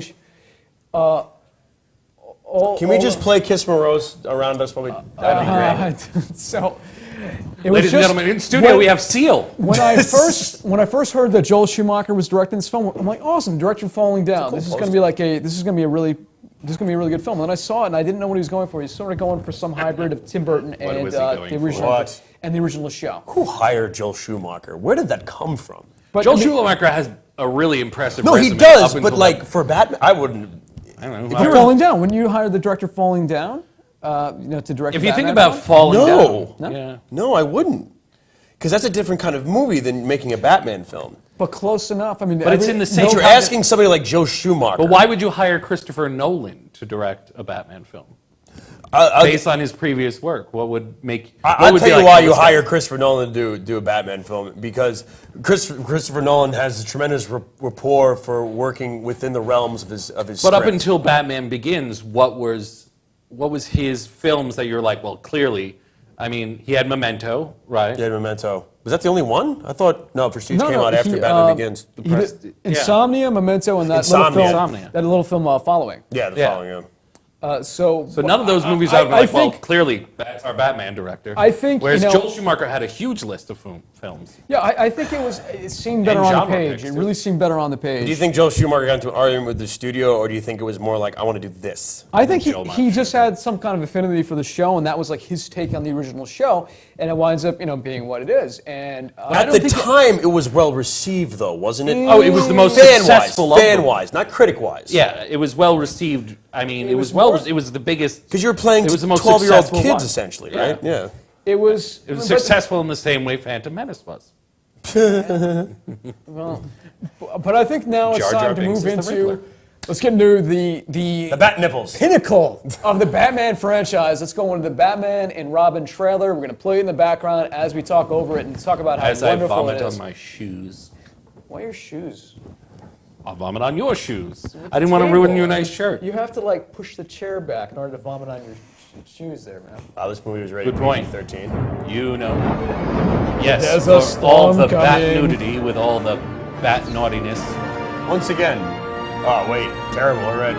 Look at crotch shots. Just It opens with crotch shots. We're doing commentary on the trailer. We don't even need to review them. Because you really don't have to Clooney review in it. How Not to Make a Movie. Because where I said the Batman Forever trailer it made the film seem cool. Yeah. This one immediately you're just like, why? I saw this. The first line I that saw Robin this in a movie, and the I did whole too. movie theater groaned. Oh, I want a car. Chicks dig the. Who?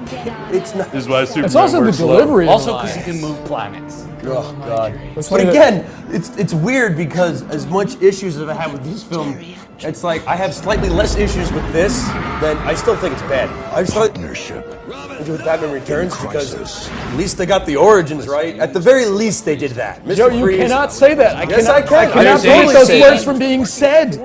That is I'm sorry. insane. I didn't know that There you was were- a scene where the dog is peeing and they freeze it. Yep. That is Joel Schumacher. First of all, the idea that this movie homages the original 60s series is ridiculous. It insults the original 60s series because the original 60s series, although it was camp, although it was meant to be a comedy series, took itself seriously. They put in the work to make a good show. And it was a campy show meant to be enjoyed as a family show. This movie is garbage. There is absolutely nothing redeeming about this movie. Nothing. I challenge you to. I never said there was anything redeeming about it. The shots are in focus. Some of the effects are good. The effects are better than the original Batman film, but that means nothing.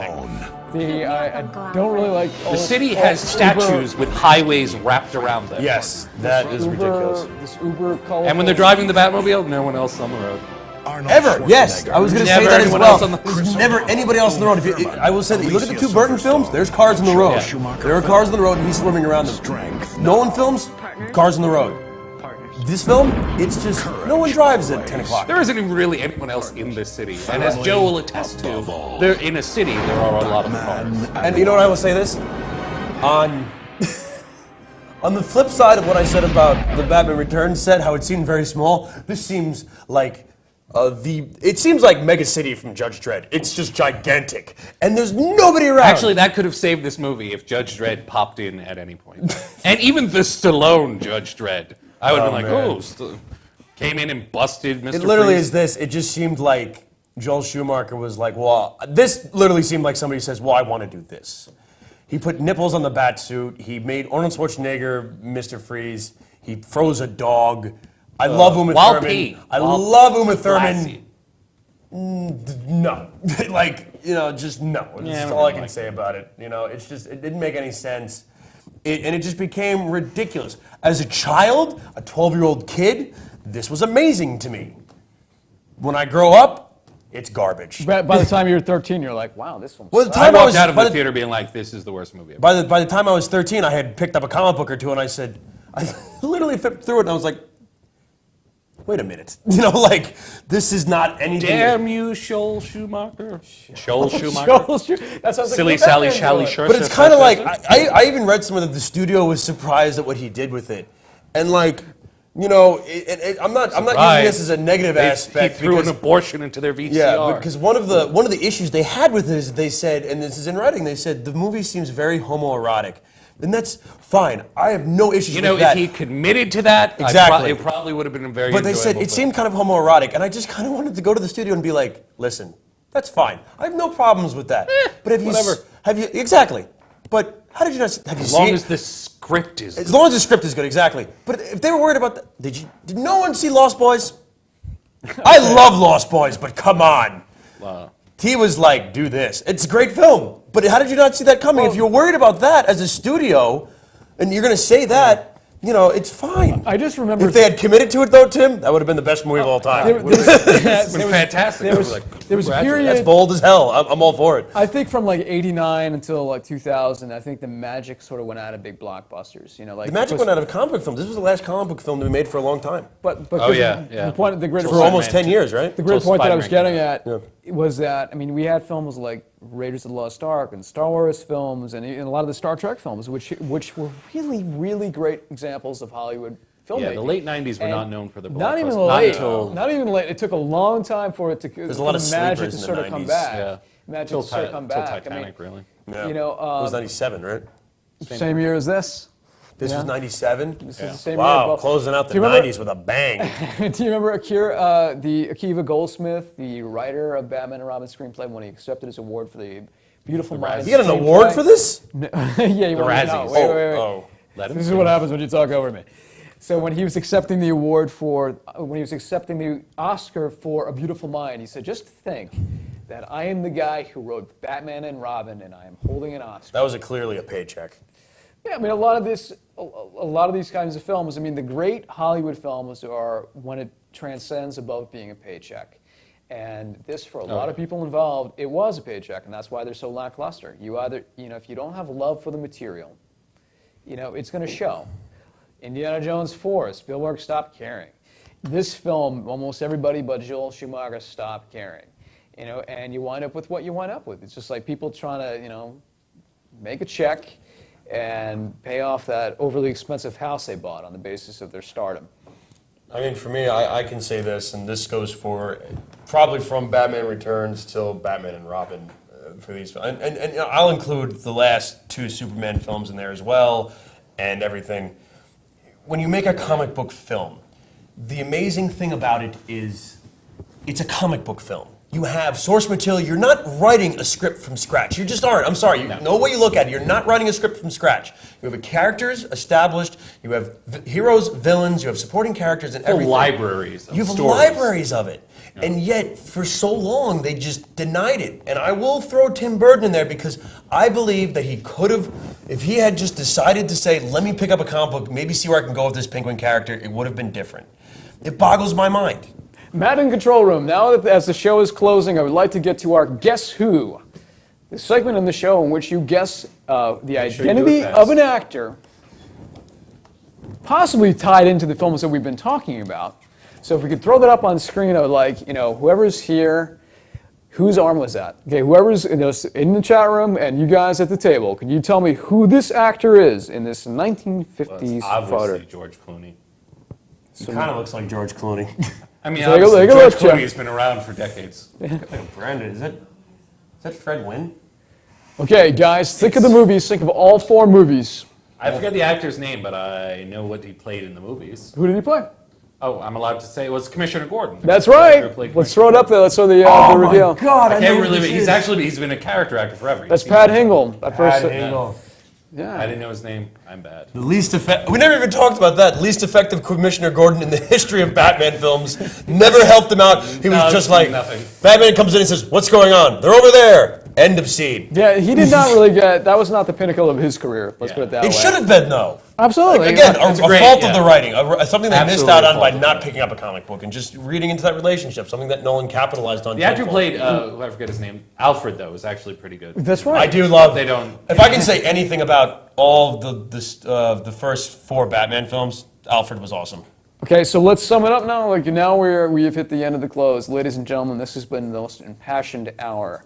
Well, actually, 90 minutes. No, when he came in, from the point he got in, this has been the most impassioned 55 minutes Before we were just that drinking water. we have ever had on I Nerdgasm. liked your villain rant. That was good. So, So sweet. next week we're going to come back with what? How about Ender's Game and World War Z? Guys interested in that? I have Are so many you? nice things to say about World War Z. We're talking about the book, right? As do I. So tune in next time. I love you guys. Also, come back. a video game review. And a video game, like we're going to have our first video game segment next week. I'm very excited. 10 p.m. in Ravio.com. Bye. That's what I know.